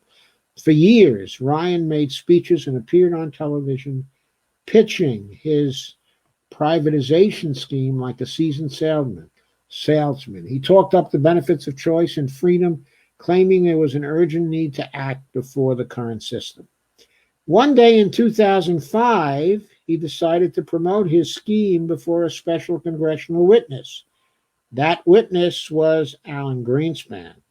As many readers will know, Greenspan was chairman of the Federal Reserve from 1987 to 2006. Appointed by Reagan, Greenspan was hardly what you'd call a progressive, teeing up a question about the need to deal with entitlements, quote unquote, with the Fed chair must have seemed like a safe move. Ryan almost certainly assumed that Greenspan, who was also a libertarian, would agree that Social Security's financing was unsustainable, that moving to a system of personal retirement accounts was a good idea. So Ryan lobbed Greenspan the following softball question, expecting him to dutifully knock it out of the park. Quote, having personal retirement accounts is another way of making a future retiree's benefits more secure for their retirement, he asserted before putting his lengthy, rather tortured question to Greenspan. Do you believe personal retirement accounts as a component to a system of solvency does help improve solvency? Because when you have a personal retirement account policy, if it is accompanied with a benefit offset, with that feature in place, do you believe that personal retirement accounts can help us achieve solvency for the system and make those future retiree benefits more secure? Question mark. Put simply, Ryan was asking Greenspan whether he agreed that Social Security was in financial trouble, that moving to a system of private Wall Street managed retirement accounts could help address the crisis. To his credit, Greenspan didn't swing at that pitch until he leaned forward into the microphone and told Ryan something that shocked him. The truth. Greenspan started by dismissing the entire premise behind Ryan's question. Quote, I wouldn't say that the pay-as-you-go benefits are insecure, unquote, he said. Quote again, in the sense that there's nothing to prevent the federal government from creating as much money as it wants and paying it to somebody, unquote. So Greenspan said exactly what Stephanie said in chapter 1. Right? Right? Let that last line soak in. Quote, there's nothing to prevent the federal government from creating as much money as it wants and paying it to somebody, unquote. It was exactly the right response, and it undermined Ryan's entire premise about the government's financial ability to pay. Uncle Sam can always pay. That was Greenspan's point. And by the way, that should have been Bernie's point. That should have been Bernie's point. How are you going to pay for it? Bernie should have said, Uncle Sam can always pay for it as long as Congress appropriates the money. I plan to pay for it by getting Congress to appropriate the money for Medicare for all. That is the way Bernie should have answered that question. That was Greenspan's point, because when it comes to the federal government's financial capacity to pay benefits, money is no object, said Stephanie. As chairman of the Federal Reserve, Greenspan knew the Fed would clear any payment that had been authorized by Congress, just as MMT shows. All Congress had to do was commit to funding the program, and the money would always be there. Ironically, Greenspan never pointed any of this out when he chaired the commission that cut Social Security benefits in 1983.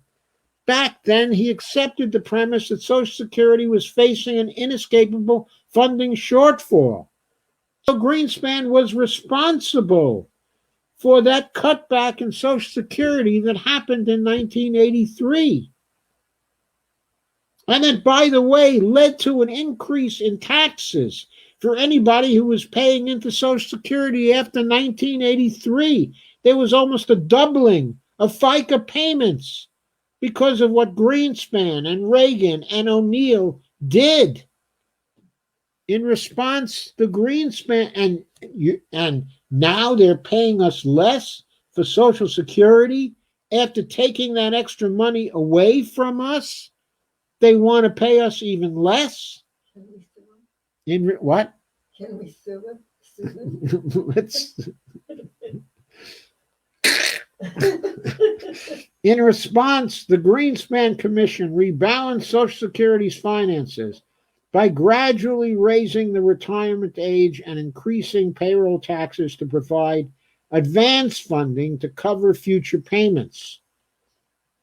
The entire motivation for these changes was rooted in the faulty belief that the only way to keep Social Security afloat was to devise a plan to generate enough tax revenue to cover promised benefits. The truth is, none of the benefit cuts or other changes recommended by the Greenspan Commission were necessary to preserve the program, and Greenspan should always have known that. But Greenspan got it right when he answered Ryan that day, and he didn't stop there. The second part of his response was even better. It zeroed in on one of the other key issues we should be talking about. The relevant question wasn't the one Ryan asked. Boy, this chapter is another masterpiece from Stephanie. Instead of talking about the program's finances, Greenspan told Ryan that the issue he should be thinking about was, quote, how do you set up a system which assures that the real assets are created which those benefits are employed to purchase, unquote. In other words, we are an aging society. Millions of people who are currently working to produce the real goods and services that we all need to survive will be leaving the workforce and heading into retirement. As a result, programs like Social Security and Medicare will be serving more and more Americans in the years ahead. When we think about entitlements, we should be thinking about how to make sure our economy will remain productive enough to supply the material goods, healthcare, and consumption goods that it will take to provide for the needs of the future beneficiaries. I'm not sure Reagan fully appreciated Greenspan's point. When we talk about whether entitlements are sustainable, we need to think in terms of our economy's real productive capacity. We need to think about how the economy will absorb those dollars, not where those dollars will come from. Coming up with the money to pay benefits is the easy part. The real challenge involves managing any inflationary pressures that could arise as that money gets spent into the real economy. No wonder Ryan was surprised. In other settings, Greenspan often spoke as if the major challenge facing Social Security was its financial viability. But on that day, responding while under oath in the U.S. Capitol, Alan Greenspan told the truth, the whole truth, and nothing but the truth. Social Security will be fine as long as the government is committed to paying promised benefits. It's not easy to find experts who are willing to speak so honestly about the fact that the so-called crisis facing Social Security is a man-made political problem and not a financial one. I first came to understand this in 1998 after reading an article called, quote, Save Social Security from Its Saviors, unquote. It was written by Northwestern economics professor Robert Eisner, a pioneering, respected, and truly courageous voice in the world of economics, who was, by the way, for a while, president of the American Economics Association. Eisner was fearless, and he was one of the first to see through the Social Security deficit myth. He was unafraid to call out anyone, left or right, who misdiagnosed the problem. Much like Greenspan, Eisner rejected the idea that Social Security was becoming financially unaffordable. He wrote, Social Security faces no crisis now or in the future. It will not go bankrupt. It will be there, not only for those of us now enjoying it or looking forward to it in the near future, but for the baby boomers and the generation Xers following them. All this is true as long as those who would nibble away at Social Security or destroy it in the name of privatization do not have their political way. But they very likely will not, since the elderly and their children vote and will vote sensibly as the full implications of the issue become apparent. Eisner's article focused on the other important issue we need to keep in mind when talking about Social Security and other entitlements.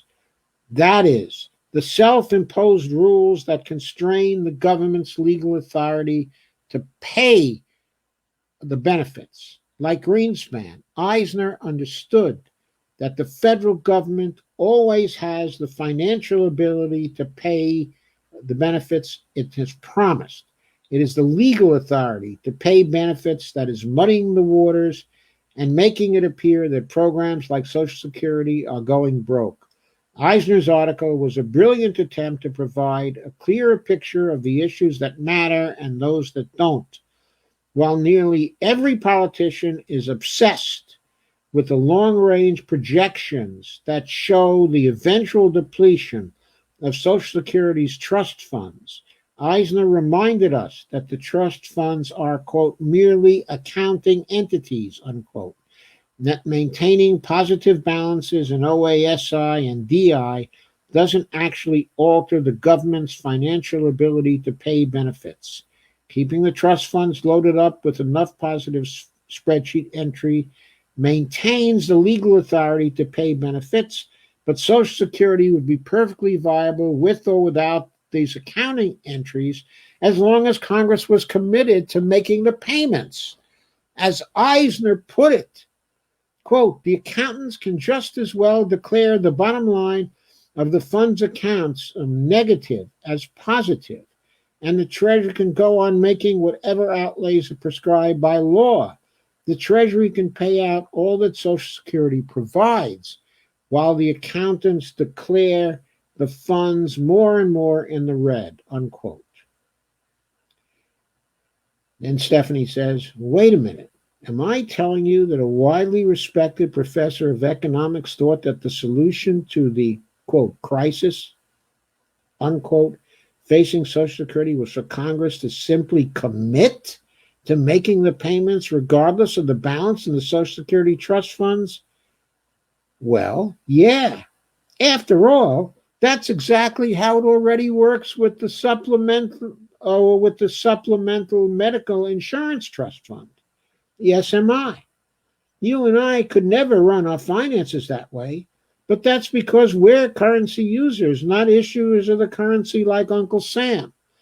Eisner understood that.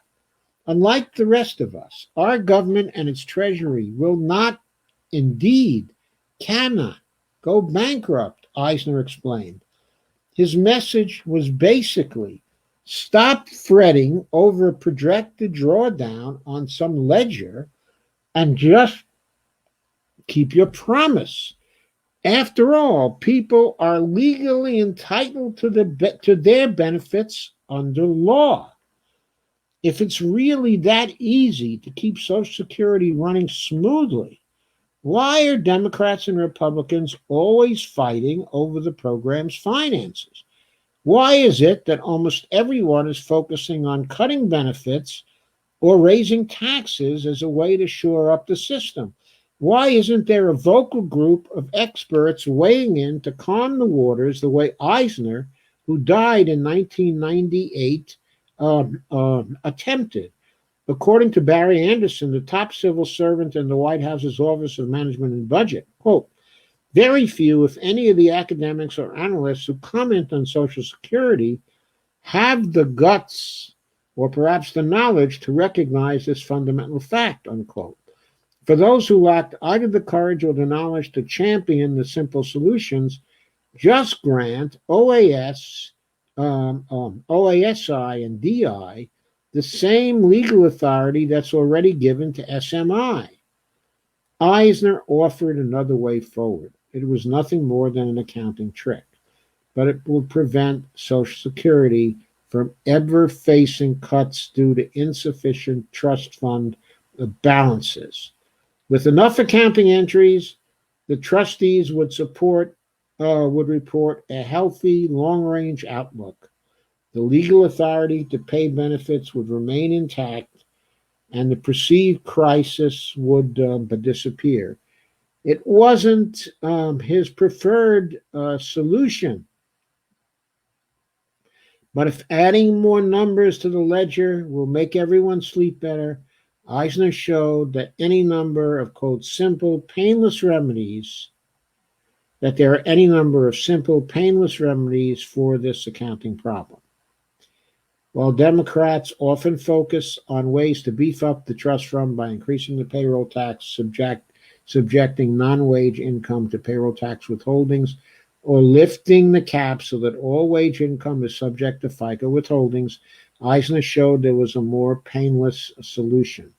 Since the trust funds comprised almost entirely non-marketable, interest-bearing government bonds, why not make sure those bonds pay enough interest to keep the trust fund balance as large as necessary to satisfy the accountants?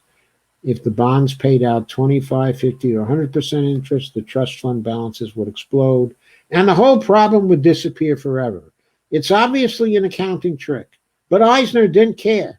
He was just showing lawmakers that there was an easy way to protect the program from facing cuts due to insufficient trust fund balances. After all, he wrote, it was not God, but Congress and the Treasury that by determining the interest rate to be credited on the non-negotiable treasury notes of the fund balances.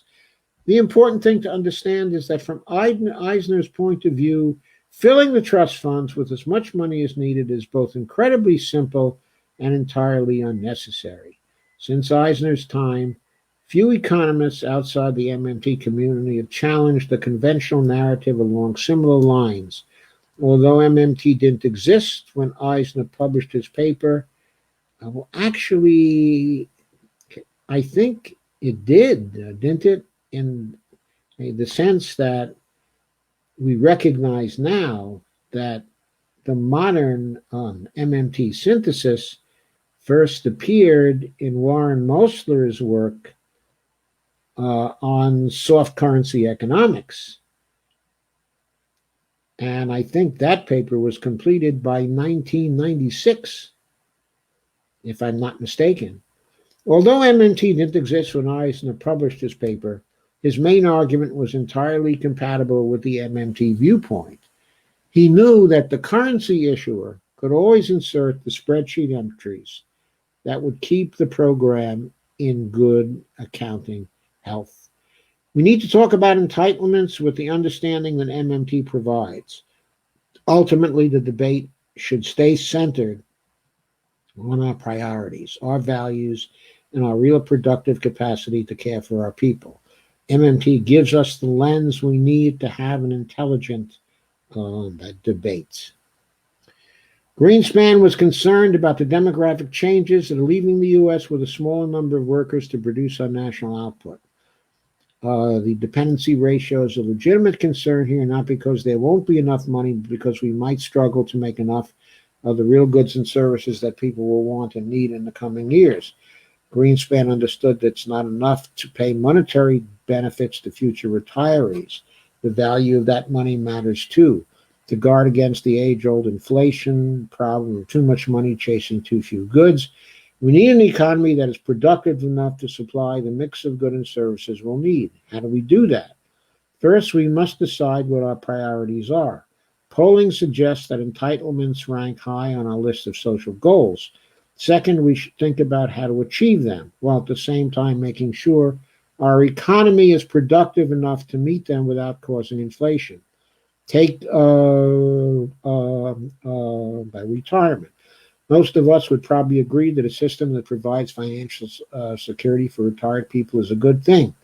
We want a society that doesn't turn its back on seniors after they move out of the labor force. Social Security and Medicare are there to help ensure that people have basic protections as they enter a phase of life that isn't oriented around employment. They exist because we want people to be able to get the medical care they need and have the security of a stable income supplement so they can afford to live a decent life. The federal government spent $1 trillion on health programs in 2017. 3/5 of that was spent on America's largest federal health insurance program, Medicare. The rest was spent on Medicaid, children's health, and premium subsidies for the Affordable Care Act. Another 945 billion was paid out in the form of Social Security benefits to the elderly, their dependents, and the disabled. All told, those so-called entitlement programs cost nearly $2 trillion, or roughly half of the entire federal budget. Those are big numbers, but as we've learned, that's all they are, numbers. We can afford it. But what about real resources? The record numbers of baby boomers born between 1946 and 1964 are leaving the workforce. Over the next 18 years, an average of 10,000 Americans will turn 65 every day. Many will continue to work for a few more years, but all of them will become eligible for Medicare as soon as they turn 65. By 2030, for the first time in its history, the U.S. will have more 65 and older than children under the age of 18. Boomers will make up one-fifth of the population. We need to be prepared. A 70-year-old consumes more health care and less child care than a 35-year-old. That means the economy will need to produce more of some things and less of other things. And absent a surprise increase in the size of our future labor force, like another baby boom or a new influx of immigrants, we'll have to meet those needs with a shrinking workforce. We should start to prepare now. We need to train more doctors and nurses, but build more assisted living housing, invest in infrastructure, education, R&D, including automation. With the right investments, we can boost our economy's long-term capacity to produce and avoid the inflationary pressures that could result from increased competition over a dwindling supply of real goods and services. MMT doesn't pretend that the government's currency issuing power gives it the ability to do whatever it wants. Instead, we focus attention on the real limits we face so we can find the best possible solutions. That's the way the debate should work, by making real-world decisions based on real-world resources. The proposals to cut entitlements strike me as inhumane. Maybe you feel the same way. The elderly, the disabled, and the poor are entitled to decent lives and financial security because they're human, not because some trust fund says that there's enough money to care for them. These programs and the values they represent should be part of the fabric of our society. But even if you disagree with me, we should have that conversation with a proper understanding of government finances. When we look to the future and think about how best to meet our needs, we should stop asking the question, how will we pay for it, and start asking, how will we resource it? We don't live in a perfect world. Our real resources aren't infinite. If we want to do something to make our lives better, to provide uh,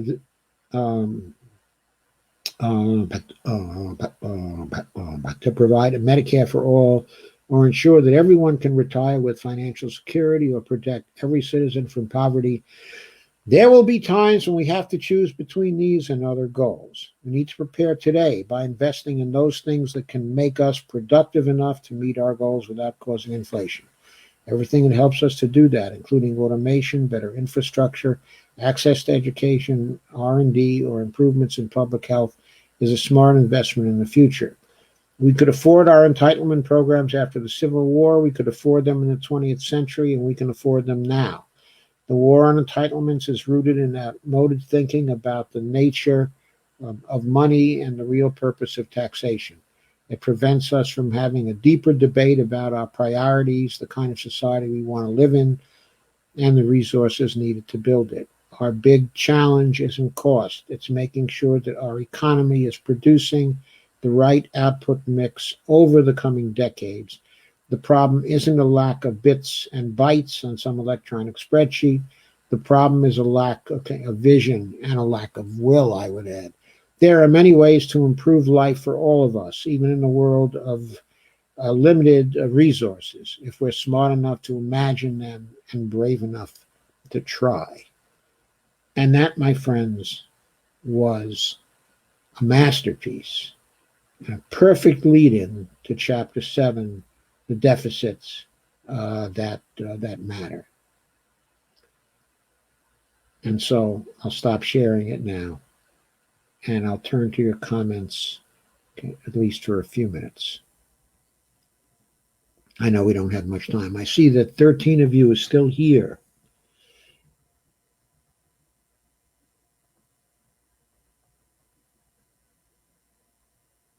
So thank you. That was just a wonderful, wonderful chapter. Stephanie says, remember, it's going to be hard sharing to Bernie group. Everyone skip Bernie Heaven. They've already said they won't accept our post because it doesn't have Bernie in the name. Doc, but what do you think of Steve Grumbine? What's this, Doc? Oh, what do you think of Steve Grumbine? He rubs me the wrong way.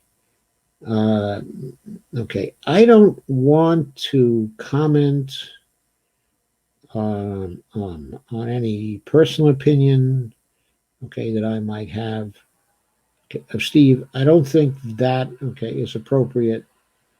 But Steve and I, okay, are engaged in the same endeavor, in part. I mean, I think I have a broader focus than Steve. I certainly try to have, okay, a broader focus. I'm interested in a lot of different issues, and you're hearing a lot of those different issues here. But one of my main issues is economics for the public purpose and educating people, okay, in modern money theory. I've written all kinds of books on that subject and done many live streams, okay, on that subject. Steve is also engaged in educating people concerning MMT.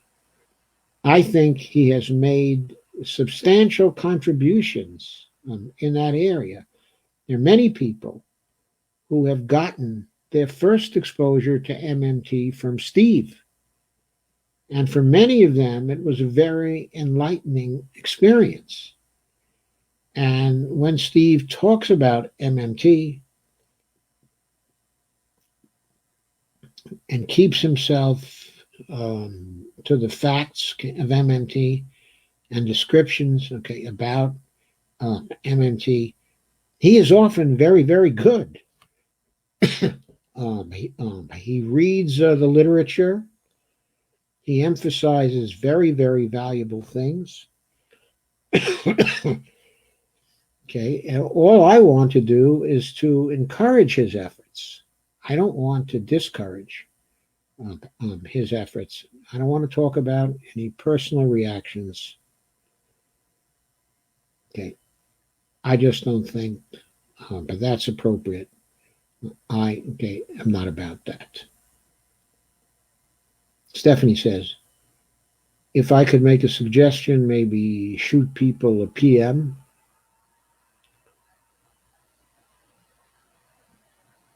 Stephanie said, Steve Wolfbrandt, Stephen Grumbine, grr. And Joanne says, good evening from Tucson. And Steve has shared. And Kay says, how's that big fire out there, Joanne? Steve Wolfbrandt, publicly, I'll be polite. I was in Real Progressives for 3 years. Now, in a PM between us, I wouldn't be very polite, okay, about him. Steve says, okay, I think, okay, I want to move to Greece. Oh boy, Greece is still in real trouble, still suffering terribly. Still suffering terribly. Joanne says, Kate Clark Ryan, firefighters haven't lost homes, but very smoky, but not contained. Kay says, I lived out there for a year or so around Phoenix. Summers are hell out there. Kay says, 106 today, laugh out loud, says Joanne. I sleep during the day to avoid going out. Kay says, I understand. Steve says, the nights must be nights. And Joanne says, yeah, beautiful nights. Warren says, my father was a farmer and not required to pay into SS, but he voluntarily paid into it from the first year. Now, your father was quite a man, Warren. And Joanne says, second Bill of Rights. Kay says, the best job I had in Ohio in my younger years, I paid into. PERS in Ohio has already cut the hell out of that pension system. Doc, who will be Biden's VP choice? I'm thinking, I'm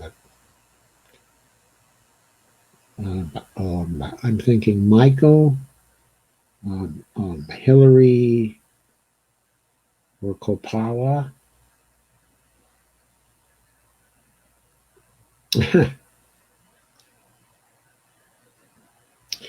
Well, I heard the name of someone else mentioned today.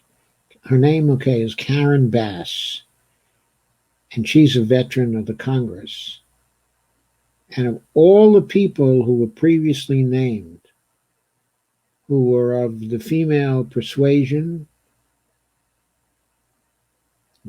or who were black, or who were both, in this case, the person I like the best, just from a personal point of view, and from a policy point of view, and from a feeling that there is a decent person somewhere under that shell. But Karen Bass is that particular person. So, I don't approve of any of them, including her. The only choice that I would have, the Vice President of the United States at this time, would be Bernie Sanders. Well, Bonnie suggested to me, but just yesterday, I think it was Bonnie anyway, suggested Jane Sanders. Yeah, I'd be pretty happy with Jane Sanders. I would. Kay says, laugh out loud. If he picks Hillary, he will lose for sure. Joanne says, the Turner for VP. Yeah, I'd be very happy with Nina Turner too, but I don't think Joe Biden would. I just don't think Joe Biden would make that move. It would be a move beyond his intelligence. Warren Chamberlain says, before MMT people believed that government spending had to be paid for. Not all people believed that. There were other books preceding MMT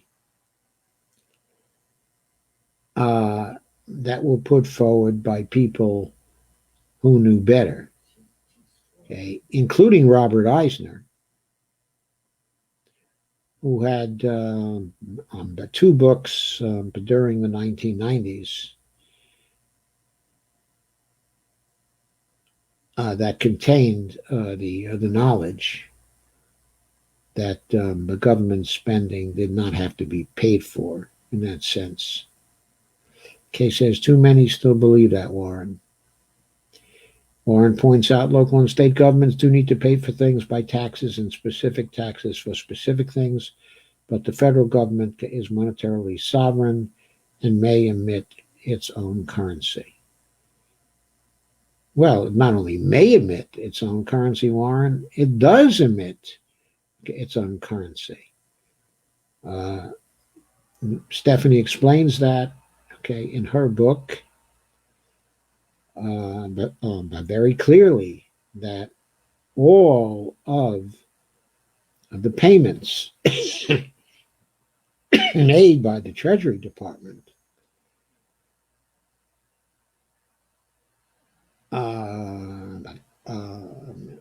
involve money reserves created by the federal government.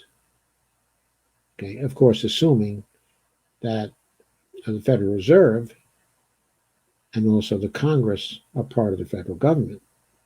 Warren says, soon I think the Fed will be able to directly pay SS benefits by direct digital deposits. Okay, I think it pays our SS benefits in that way right now.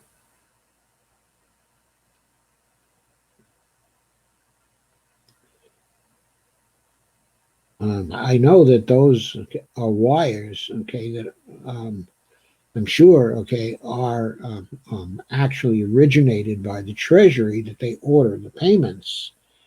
But at the same time, those payments, okay, are made by the Fed. In other words, they go through the Fed system. Okay, says, we need SS expansion badly. Too many, too poor, and mostly women like me. I completely agree, completely agree. I couldn't agree more. I couldn't agree more.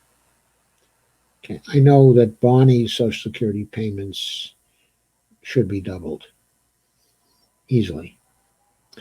Lawrence says, it seems to be a crisis because they do not understand MMT. Well, there are many of them who don't understand it, but they like the kind of financial mythology that we have now because they're not interested in paying money to us. Sandy says, Jane Sanders, VP. I agree with Sandy. Federal Reserve Act of 1913 may have to be amended to allow the Fed to directly fund the Treasury or allow the Treasury to issue and emit a Treasury currency notes or digital coin and spend them directly into the economy without having to issue and sell Treasury bonds, so they borrow currency from the banks and financial industry. That's known, by the way, as overt congressional financing, Warren, and I am currently the primary exponent of that, and you can find it explained in detail on my website and explained also in many live streams, okay, that I've done. OCF, overt congressional financing. Steve says they hate the Sanders family. I don't believe the Bidens hate the Sanders family. Yes, I was quoting Alan Simpson, and you heard the word. Yes, you did hear the word.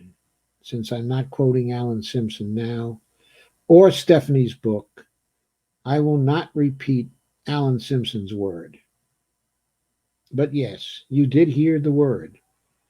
That was Alan Simpson's word.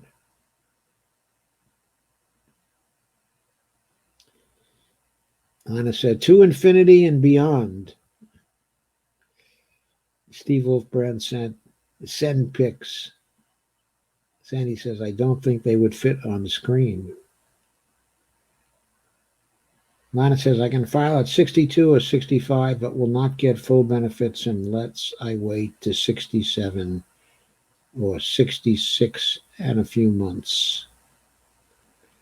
Well, what I would say, Lana, is that it really depends upon what you want to do and how you want to spend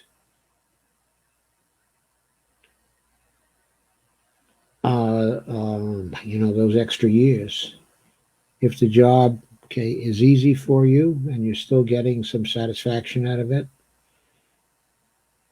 then I suppose it makes sense to stay on. If you'd like to do something entirely different, then if the pension, okay, is large enough, I guess it makes sense to do it elsewhere.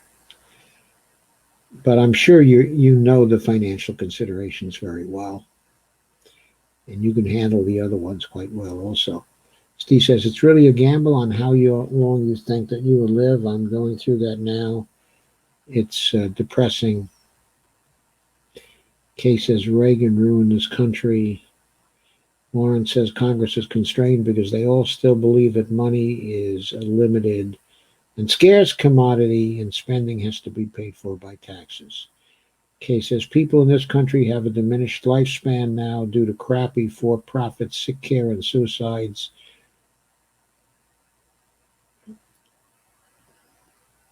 are up due to economic instability. I know. Steve says, I really want to be on a beach in Mexico or Greece by now, but COVID threw a wrench in my plans. Sandy said, I am retiring at 62. I've been working since I was 13. Wow. Have you been contributing to Social Security since you were 13? I suppose I was contributing to Social Security. My first official job was with Alexander's department store in the Bronx. I was working as a stock boy during the summer. I must have started working, well, I got my working papers when I was 14. I think I got them so that I could put in some time, okay, at Alexander's and get some extra money working as a stock boy. I can't really remember back that far. Kay says, big earthquake in Mexico today, 7.7. My God. Steve says, Biden and Trump debates are set. Well, what do you all predict? I don't know. I don't know. I think both will make fools of themselves. The question is whether Biden makes such a big fool of himself that people think that their only alternative is to stay at home.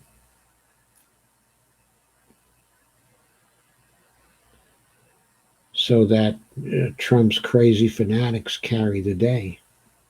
Sandy Degg, if you can afford it, I'm not sure I will be able to.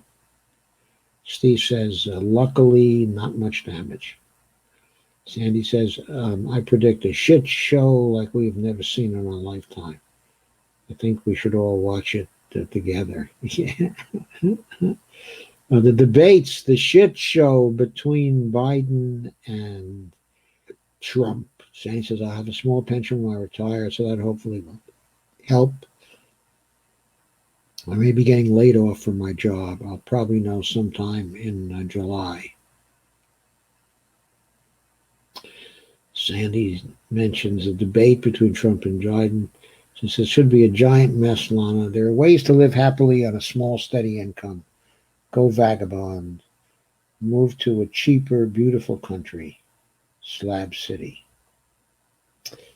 Kay says, my Scott had a terminal sentence with stage 4 cancer all through him. He had a lawyer and was finally approved for disability to start in March.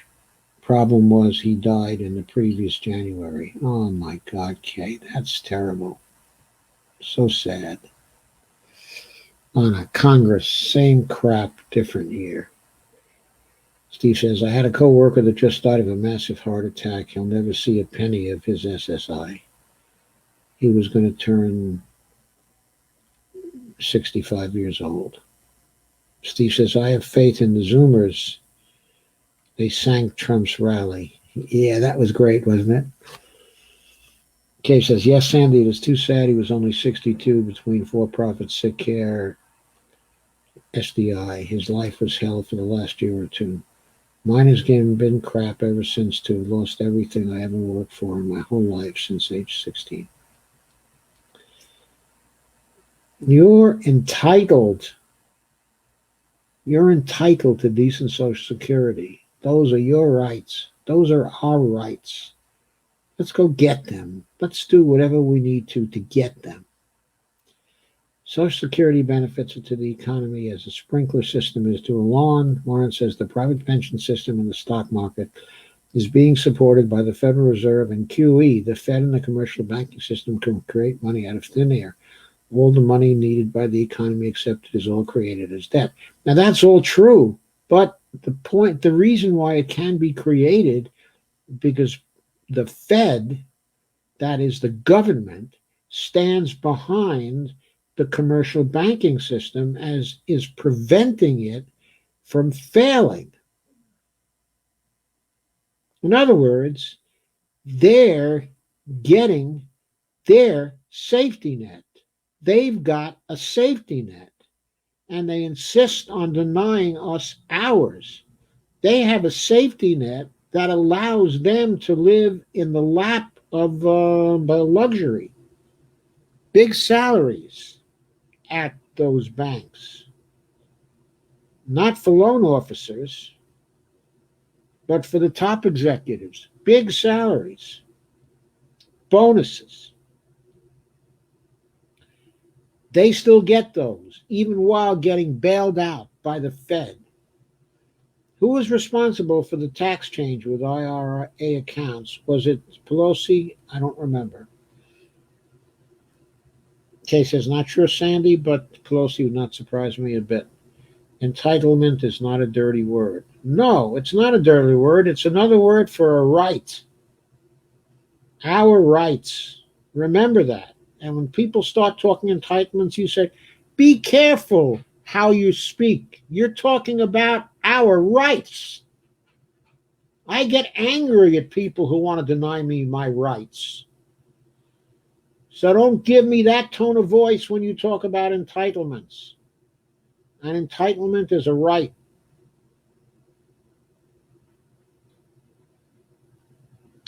Lauren says our entitlement is not about the FICA taxes we paid in.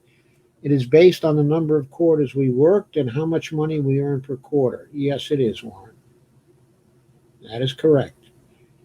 Peterson and the Concord Coalition is full of shit. Yes, and Peterson also was instrumental in starting the Concord Coalition. In fact, I think he was one of the three people who were heading it up.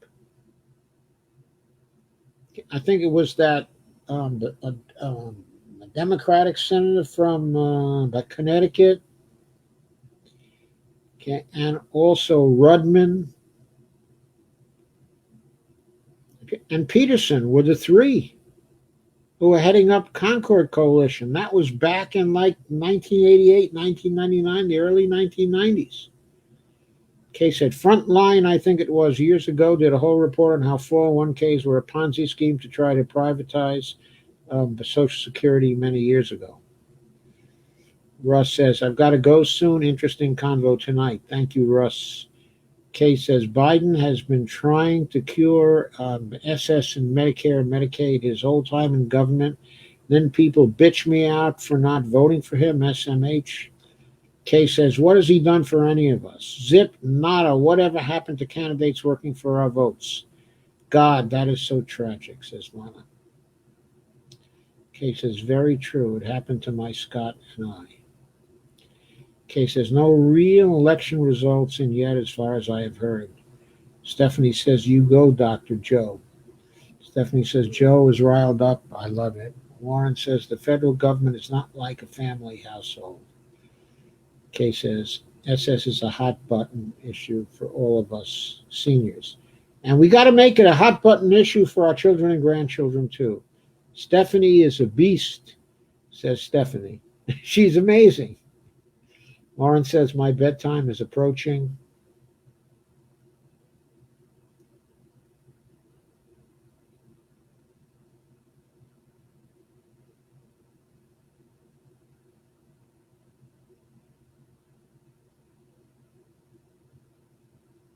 And Stephanie said, Warren Chamberlain, good night. I'm not far behind you. Kay says, yes, it was a very good chapter. Thank you for sharing it, Joe. Deborah says, I love all this MMT talk. Also, Laura says, thank you and good night all. Lana says, I started working at 16, ironically enough, a CETA summer job at the unemployment office. I think probably Randy Ray was working for CETA then. He worked for them for a while.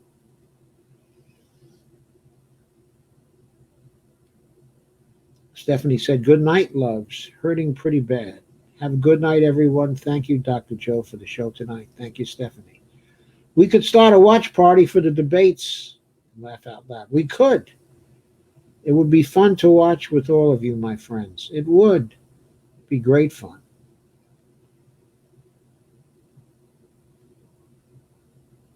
Stephanie shares some Facebook posts. Yeah, Warren Rudman from Massachusetts. Right. It says Warren Chamberlain. Yes, you're quite right. Good night, everyone. Thank you, Joe and Bonnie, for putting in the overtime tonight. Well, thank you all for putting in the overtime tonight. Good night, everyone. I'm going to stop.